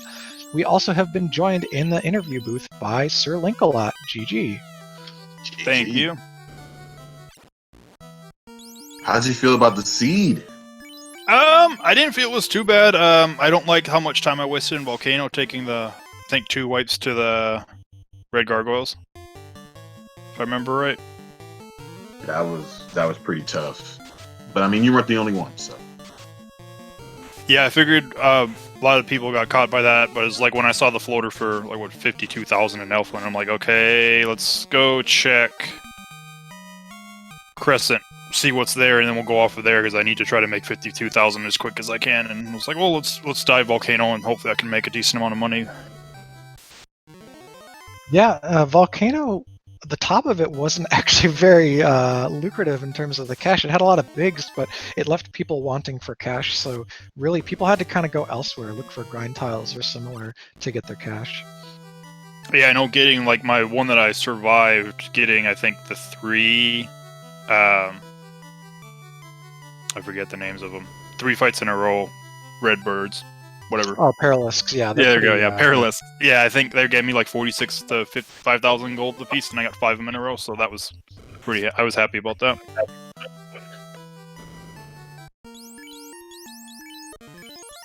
So, what's a big notable thing is that you were by far the first into Topher on our restream here, but you ran into that gatekeeper of a carry too, who was packing everything, right? You had to be worried about physical threats, about insta-kills, and about the double nuclear in the skill list.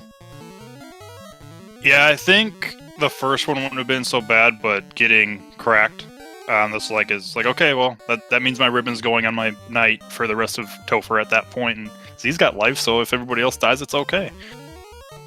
Yeah, that's a great adjustment, and you still, despite that wipe, you remained about a floor ahead of Life Reboot for the rest of the run, but the two of you really had a neck-and-neck finish there with a lot of simultaneous fights, and I think we've just been joined by Life Reboot in the chat as well, so GG. Yeah. GG. Here I am. Thank you. GG. GG. So, Life Reboot, you had a pretty visible lead thanks to being first in the air for most of this run on our speed gaming restream here, and the only blemish really was just the unfortunate wipe of your grind and ordeals. Yeah. I didn't ever see that sea snake stone touch or whatever it was when I Earth Cave. So I was kind of shocked by it. And at that point, I was just like, okay, run. And of course, I didn't. And that's a bummer. Just one fade short of saving myself a lot of time. Yeah, the run chance, once you had already gotten to mid-20s off the Gurmaduses, all your characters had pretty good run chance, and you just got really unlucky, so that's a hard break. And because you did decide to redo the same grind, that ended up being maybe like 4 or 5 minutes or something. Yeah, it was definitely the area that...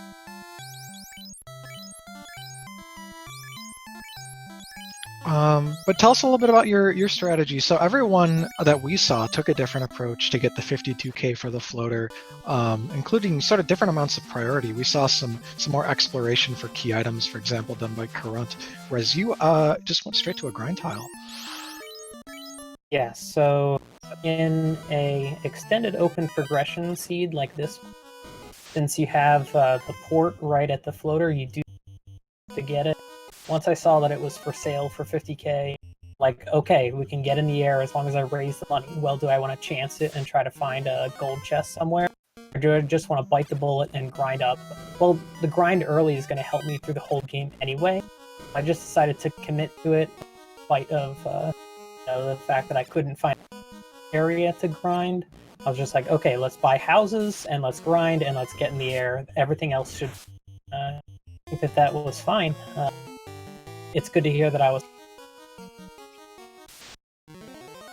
Yeah, you achieved 2 goals simultaneously, getting the cash for the floater and getting the levels for your adventure, and there was also a ribbon on that floor, so it was a really good trip. Yep.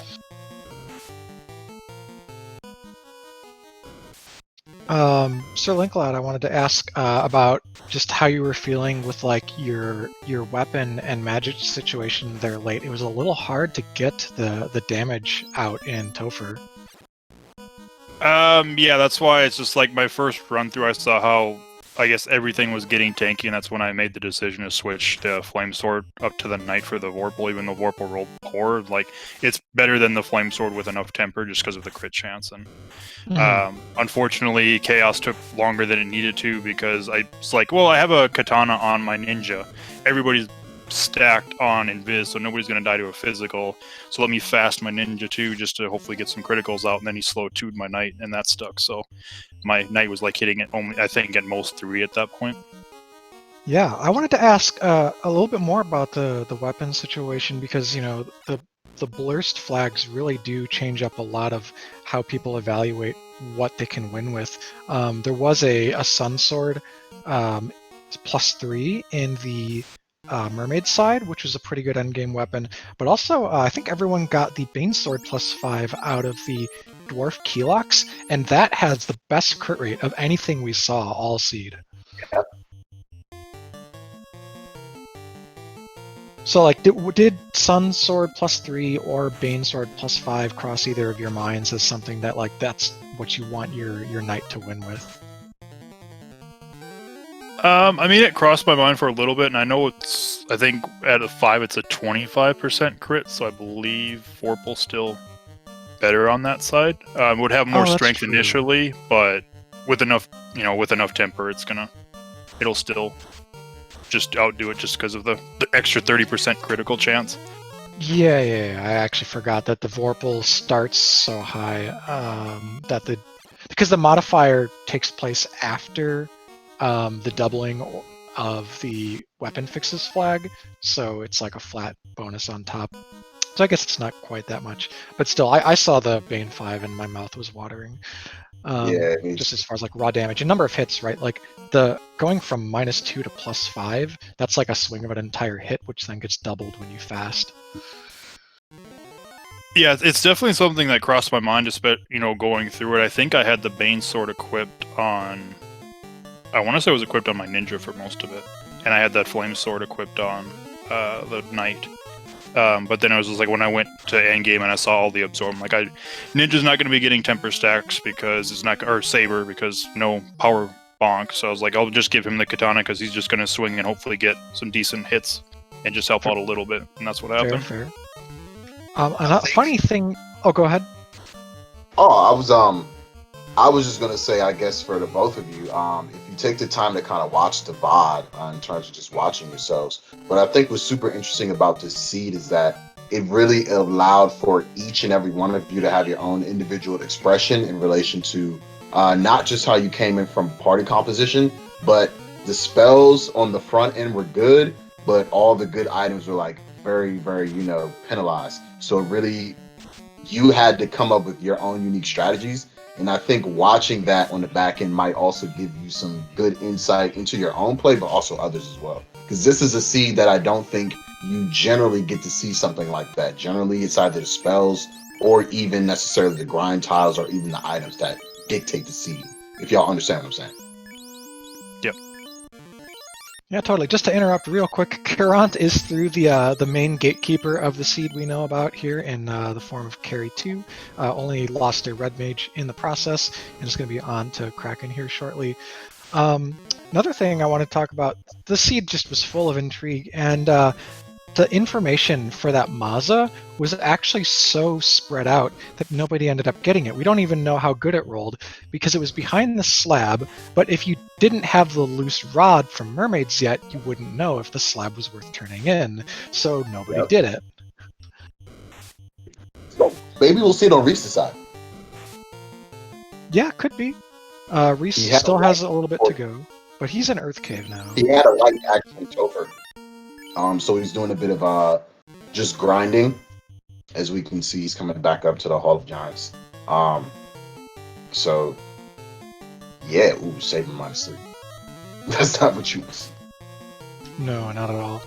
We got Karant on the Kraken 2 fight here.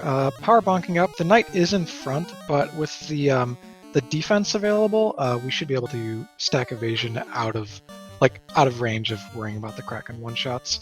The Red Wizard is down again, though. It must keep getting backroad because it was down in both the last 2 fights. Does have nuke charges. Nuke always a good one for Kraken 2. Has just a low enough HP pool that just flat damage from a couple of spell charges is going to be valuable.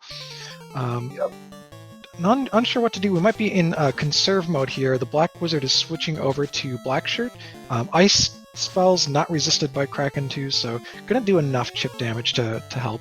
Finally attacking with the Knight instead of power bonking, and we're gonna hold off. Temper and Nuke sharing the same slot means we want to be pretty judicious with those charges. The Black Mage unfortunately just swung for 1 damage. We probably want to either wait or use the White Shirt. The Fighter took a big chunk there. Do we have any Cure 4s? Because if that Fighter gets hit again, this fight could be over. We're going to lock 2, amp up our damage a little bit. The Fighter actually took off a turn to Power Gauntlet, and in the meantime, the ninja got zapped out of existence into another dimension. So this party's kind of on its last limbs here. We really need some damage. The nuke goes off. That's good. The fighter's doing 400 around, but taking 400 around and is on the ground. Carant wipes out of TOFR. That's unfortunate. So for both Life Reboot and Sirlinklot, I wanted to ask if you had any final thoughts for your interviews here as we continue the broadcast here and watch Carant and Reese finish out their runs.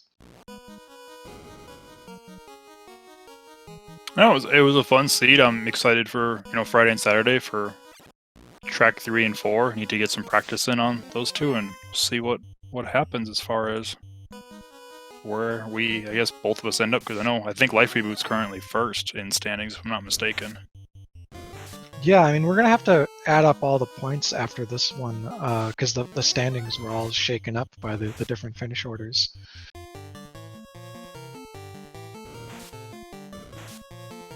And learning from Guelph in chat that the Maza in Lefane rolled -3, so that still would have been better for flat damage and number of hits than all the other weapons, but like Vorpal and Katana, of course, still have the crit rate edge. Yeah, so I guess it's not too bad that you kind of missed out on it. Now, if that was +3, it'd been a totally different story.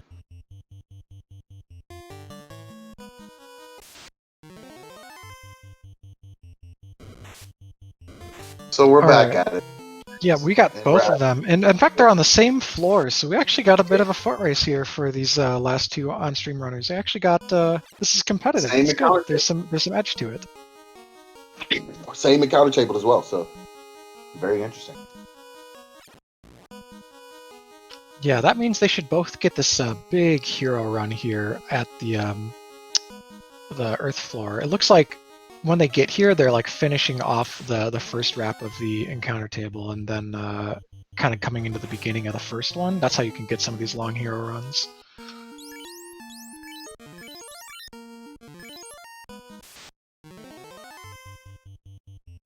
All right. It's been that for so. You want to take this one? Well, we're locked to him.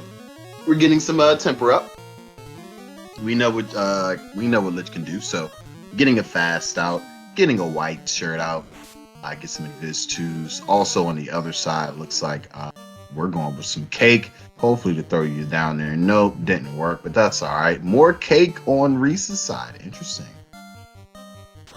Temper going off. Let's see. Nuke. All right. So actually nuking on Lich. Interesting. I can't begrudge it. Do want to be conservative with those charges. White shirt going off again. Easy to dodge. More Quake. Why not? White shirt. I like Reese's approach of the Quake because that doesn't compete with a lot of other critical spells, and it can insta-kill Lich and save you turns of other used resources. And they both pretty much take Lich out at the exact same time. One with the cake and one with the swing. Run on the Agama fight, on the Red Dragon fight, so just totally in sync here.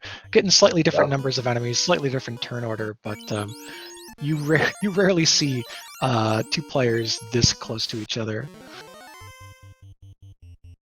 Reed's going right in, and we know Carry 2 is the gatekeeper of gatekeepers. So they're going in defense. Offense on Reese's side, but we know defense on Karan's side. So we're going to get some lock to white shirt and fast. Now we're going fade on Carry. Nuke. So again, more offense. Offense is a good defense indeed. We've already gotten around 500 on this round. Nuke actually coming out, which is good. So we're gonna get rid of this bad boy. Now nuclear coming out from Carry. That's not what you want to see from both sides, but it's got to be done. Everyone's still up. White shirt, heal 3 coming out, so easier to dodge. Swing from Reese, 5 hits. Nuke going off. Crack. No one falls in yet. Thank God no one does. Nuke going off. Power Bonk going off on Karad's side. And we actually got rid of carry on Reese's side, which is good. Offense seems to be the best defense to this carry. We're healing up. We're healing up. Let's see. Hovering over the black shirt. Good turn. Yes. Black shirt. Swing from the ninja. Another white shirt stack. Now we need to get rid of this carry soon because we know double nuclears are coming. So hopefully after this turn, let's get some initiative as Reese moves forward. Looks like the game wants you to drink water, but he runs away. No hydration today. Crack going off from carry. Seafood party pack on Reese's side. White shirt. Simultaneous broadcasting is interesting to say the least, y'all. So black shirt going off a swing. White shirt stack. More waters, but running away. No hydration today. And a swing is ink going off. I do believe nuclears are coming next in relation to the spells. So we need to get rid of this carry right now. Now we're changing up the configuration for Kraken. Nuclear went off and our knight went down. Lit 3 going off. This is getting scary for Karan, but we took care of carry 2. GG, my friend.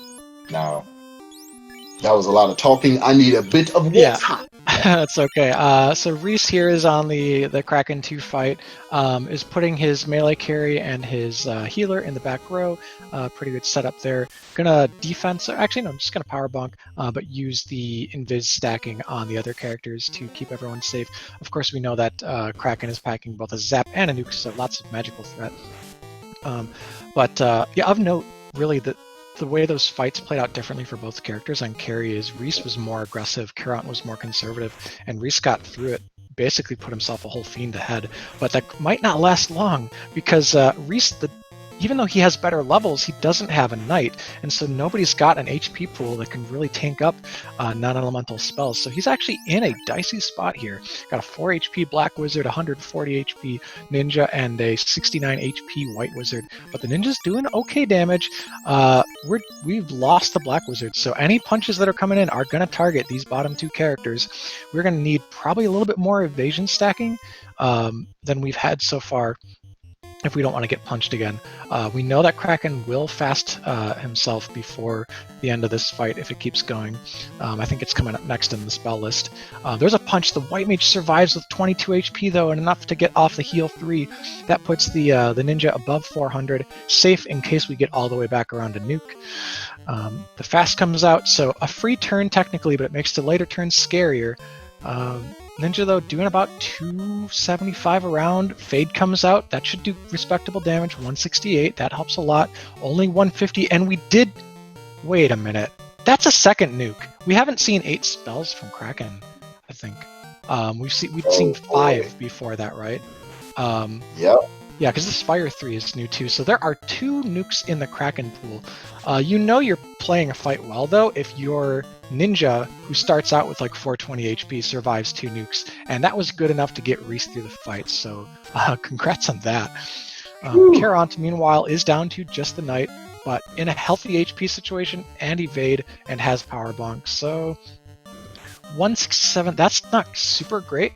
And also that nuke coming out makes me a little worried, but we're getting crits now.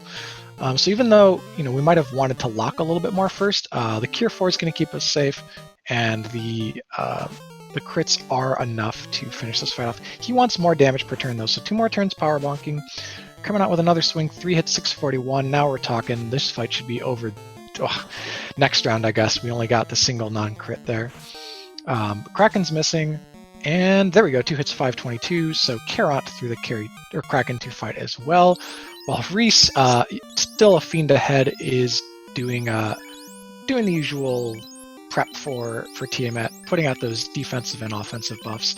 This fight was probably the least scary of the sort of the last 4. Because Chaos did have that nuclear, but Tiamat doesn't really have anything.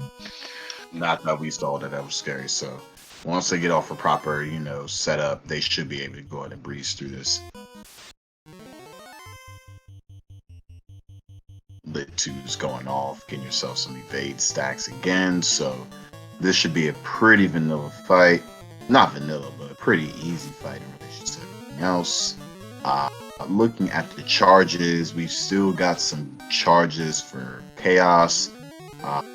So we're not in a bad position. Yeah, He'll- Reese's grind gave him so many charges on his mages that he's actually able to afford to spend some nukes that aren't tempers on a few of these fights and spread out that offense. Might want to relax on the nuking, as he's got only 2 charges left on that slot. Yep. But of course, we can lean into Power Gauntlet for the last fight, provided that we can keep the ninja upright. Caront, meanwhile, you can see a slightly different approach here. Caront has consistently kept that fighter up front and makes it a little bit more vulnerable to attacks and single target spells, whereas the melee carry has been in the back for Reese. But the fighter is tanky, as we know. With 649 HP, you're probably safe from this particular Tiamat. Reese takes Tia down, so remains about a half a fiend fight ahead. Chaos is long, so there could be an equalizer here, depending on how each of them approach the fight. If someone decides to power bonk a lot, and then they're doing 800 around, and the other person's sitting around doing like 250 or 300, then yeah, we could see maybe one more chance for Caront to overtake Reese. We're gonna go ahead and start this chaos adventure for Reese. And I mean, the charges have been conserved, so knowing what chaos brings to the table, they should be able to get past this with the right type. Viz 2 going off, so get some stacks up of evasion. 113 on the black mage, not that big of a deal. Lock 2, another Invis. Power bonk and Invis, so make it easier to hit while also make us not easy to hit. I don't know what slow 2 just hit though, so It hit the red wizard, so should be safe there. that's not an issue. Not the greatest for, throwing out those chip spells, but it's not a fighter or anything, so it's not taking away from swings.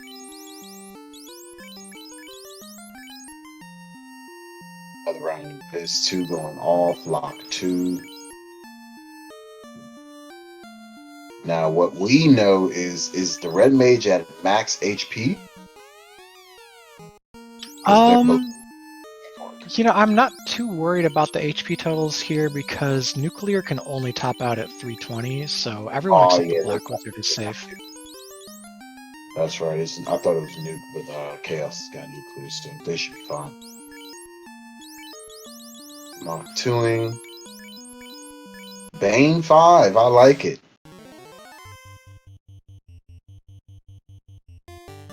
Oh yeah, just using it as the in-battle effect to cast Bane, that's a 1%er there, but you never know. Same with the Quake. Exactly. And I mean, when you're at that point where, you're just relying on one person to swing and everything else to do chip or what have you, it's a good play. Yep, we're sending out all the last of our magic reserves there. There was the last fade. But the ninja's doing respectable. That's 5 hits, 381 with a crit. Caront getting blazed, but everyone stays up. Not an issue. And it's interesting. So we're in a damage race, right? With Reese having about 1 to 2 minutes of an advantage. Mm-hmm.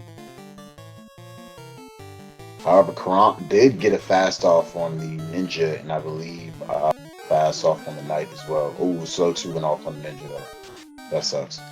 Yeah, so that ninja on Caront's side went up to the double hit multiplier from fast, and then slow 2 just brought it back down to the regular multiplier. So it still does its normal hits, unlike a slow 2 without fast, which takes you down to 1 hit.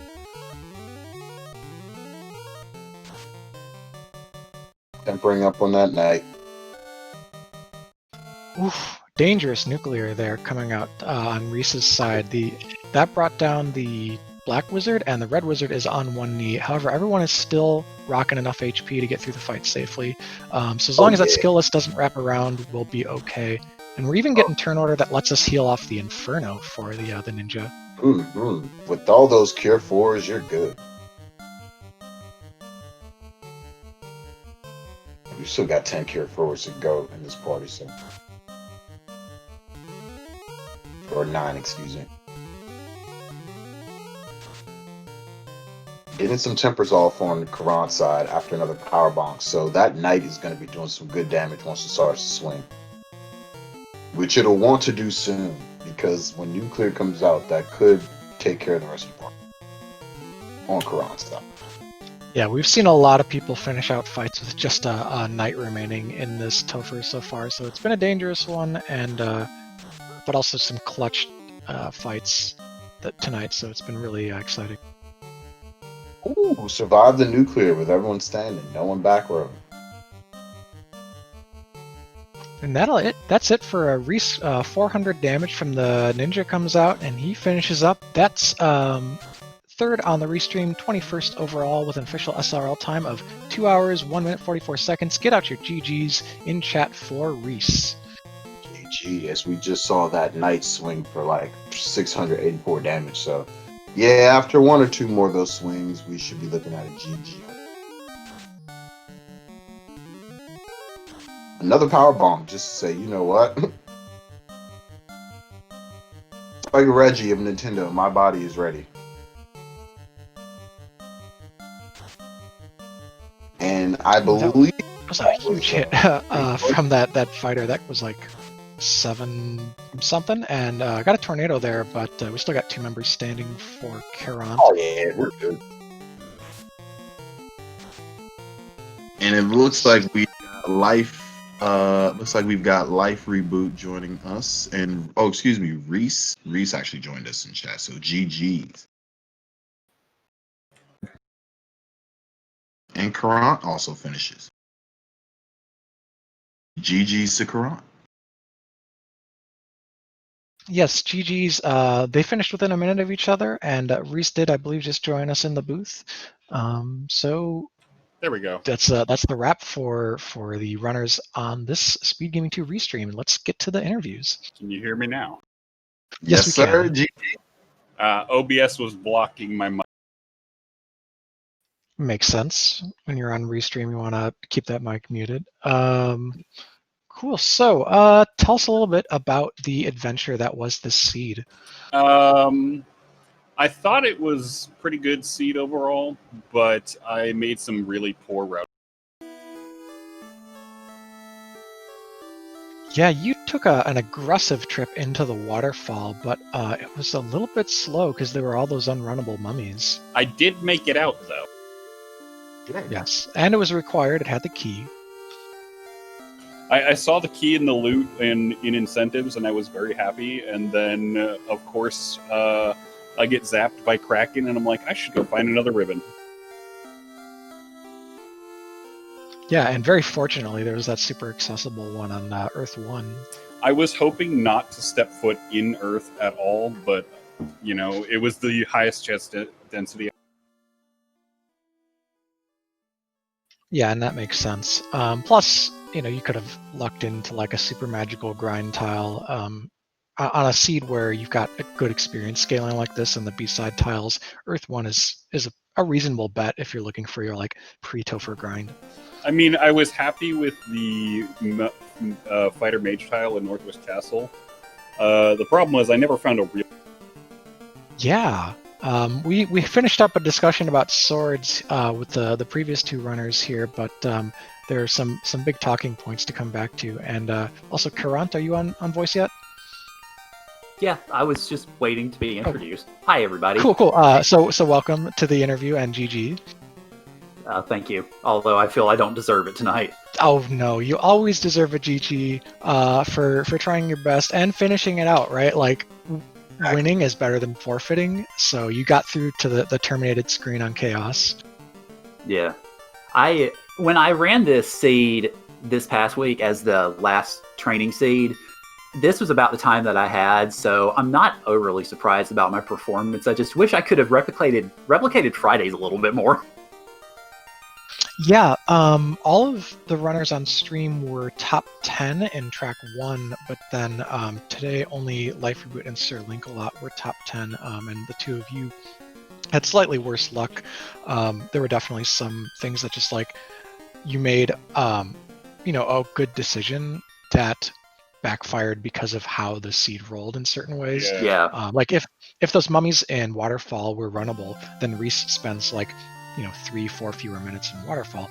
Caront, if you had gotten more value out of those fetch quests that you did before buying the floater, then that could have been an edge in your favor. But the winning plan for this particular seed happened to be grind up gold, get in the air, and then just start clearing dungeons as fast as possible.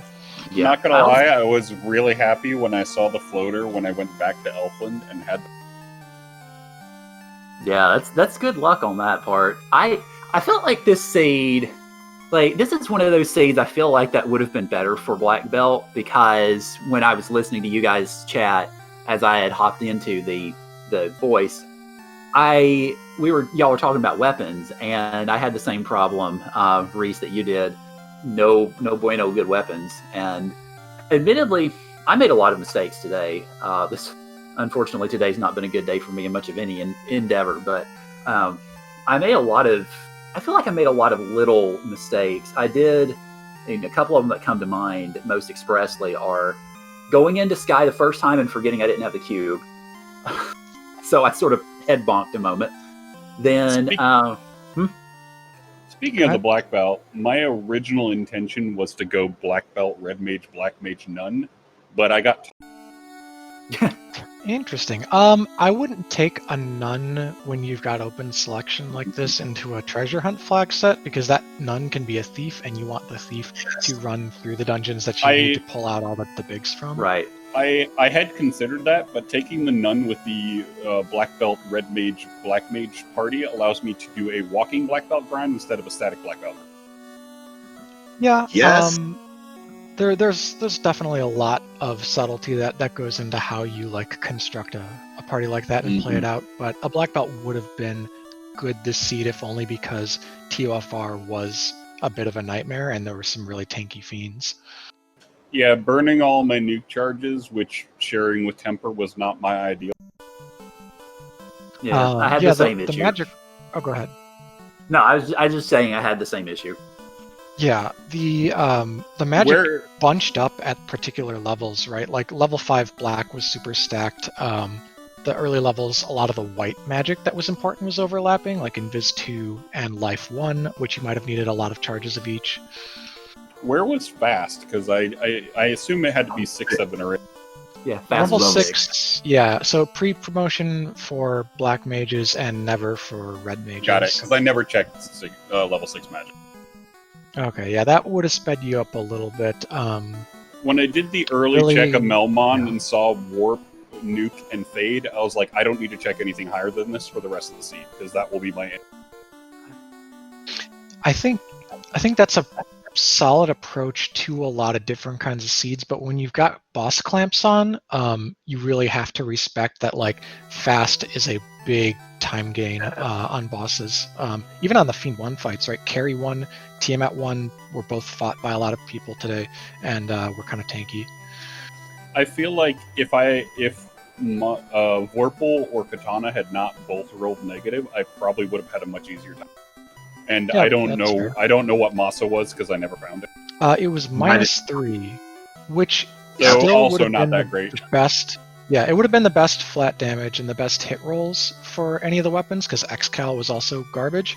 Yeah, I but was rocking a the crit rate- Sun 3 and a Bane 5. yeah, Sun 3 and Bane Yeah. 5, I was going to point out, those rolled pretty well. Hey Reese, where did you find that sun? I never did. I think it was in C, but I might be wrong. Oh yeah, I just straight go moded seed. The only place I checked I think was Sharknado. I full cleared Sky, and then I went C, and then I went into Sky going, I need three bigs, and then I can just kill Tia, and I'm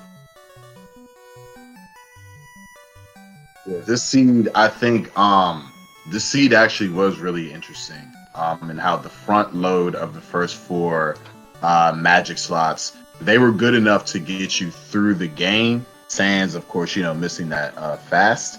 But then the items exactly, they weren't that good at all. So it really did come down to, instead of, I guess, y'all relying on everyone getting a Masa +3, y'all had to navigate based on what you thought was the most appropriate and also the party comps. Now, one thing I thought was interesting, no one re-rolled in the beginning. Obviously you didn't have that much foresight, but me seeing how stacked level 1 was, I would have probably got another red mage. Like, I honestly didn't. Given that I wanted to ensure life, there was no way I could have rolled out of the white mage in a clamped seed because I am not risking being life locked, and I'm not giving up the black mage. Level 1 red learnable life, right? Yes. I don't. Yeah. But yeah, life one was red learnable. I didn't know that going into the seed, and I was like, I'm just not going to waste the time on a shard hunt.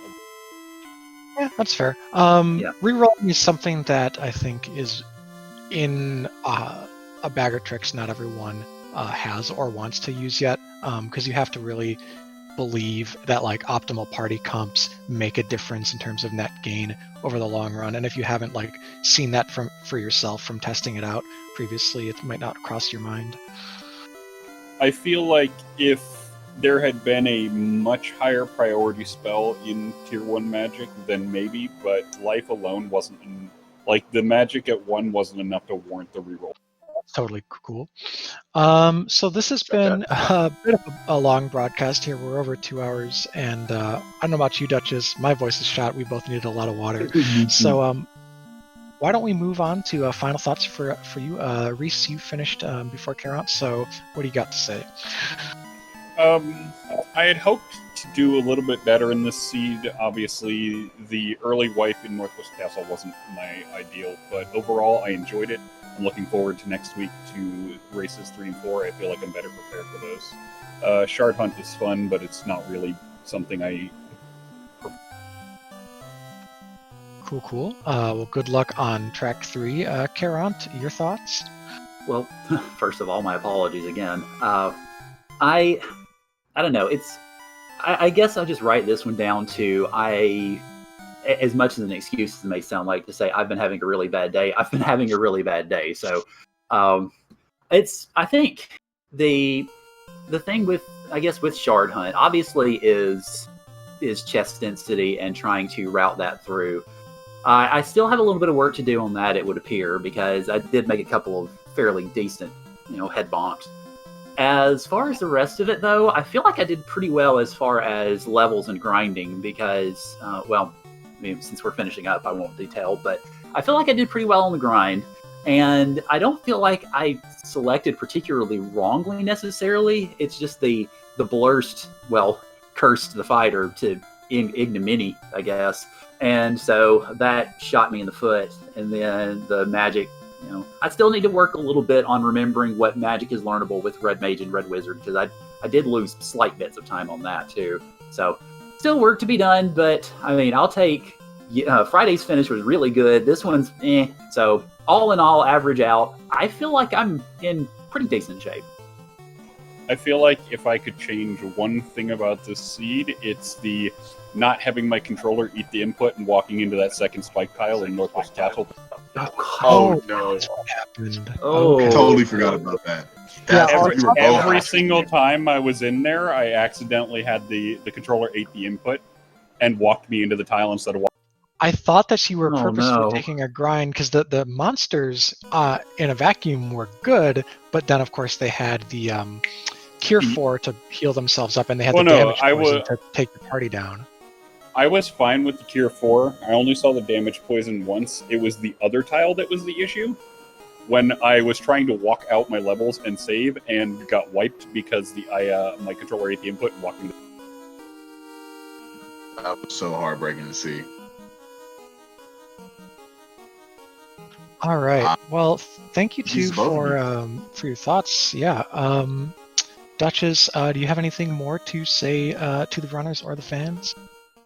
I just wanted to say it was a great race. GG's to everyone participated, including those who were off the stream. For I guess our runners today, just going back and reviewing this just shows the value of versatility. You know, maybe play with different party compositions. And you know, I think it was. I'm normally BB all the way. I've been running the Thief Rainbow specifically for the.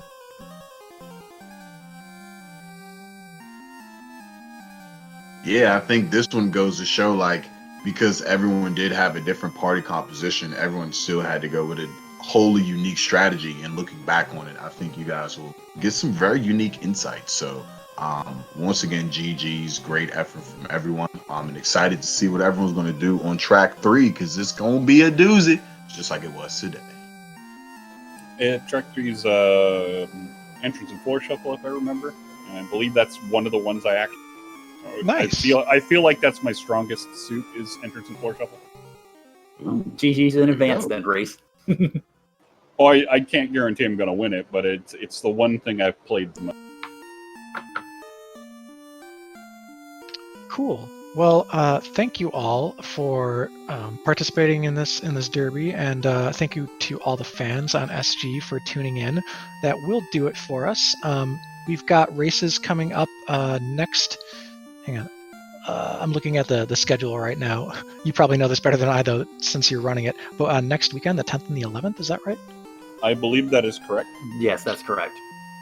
Cool. So those will be coming up for people in chat that want to tune in. Meanwhile, you can follow the runners and you can follow the commentators. Those have been linked in chat by Danny.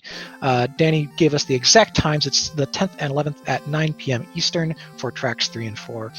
You can also follow comms.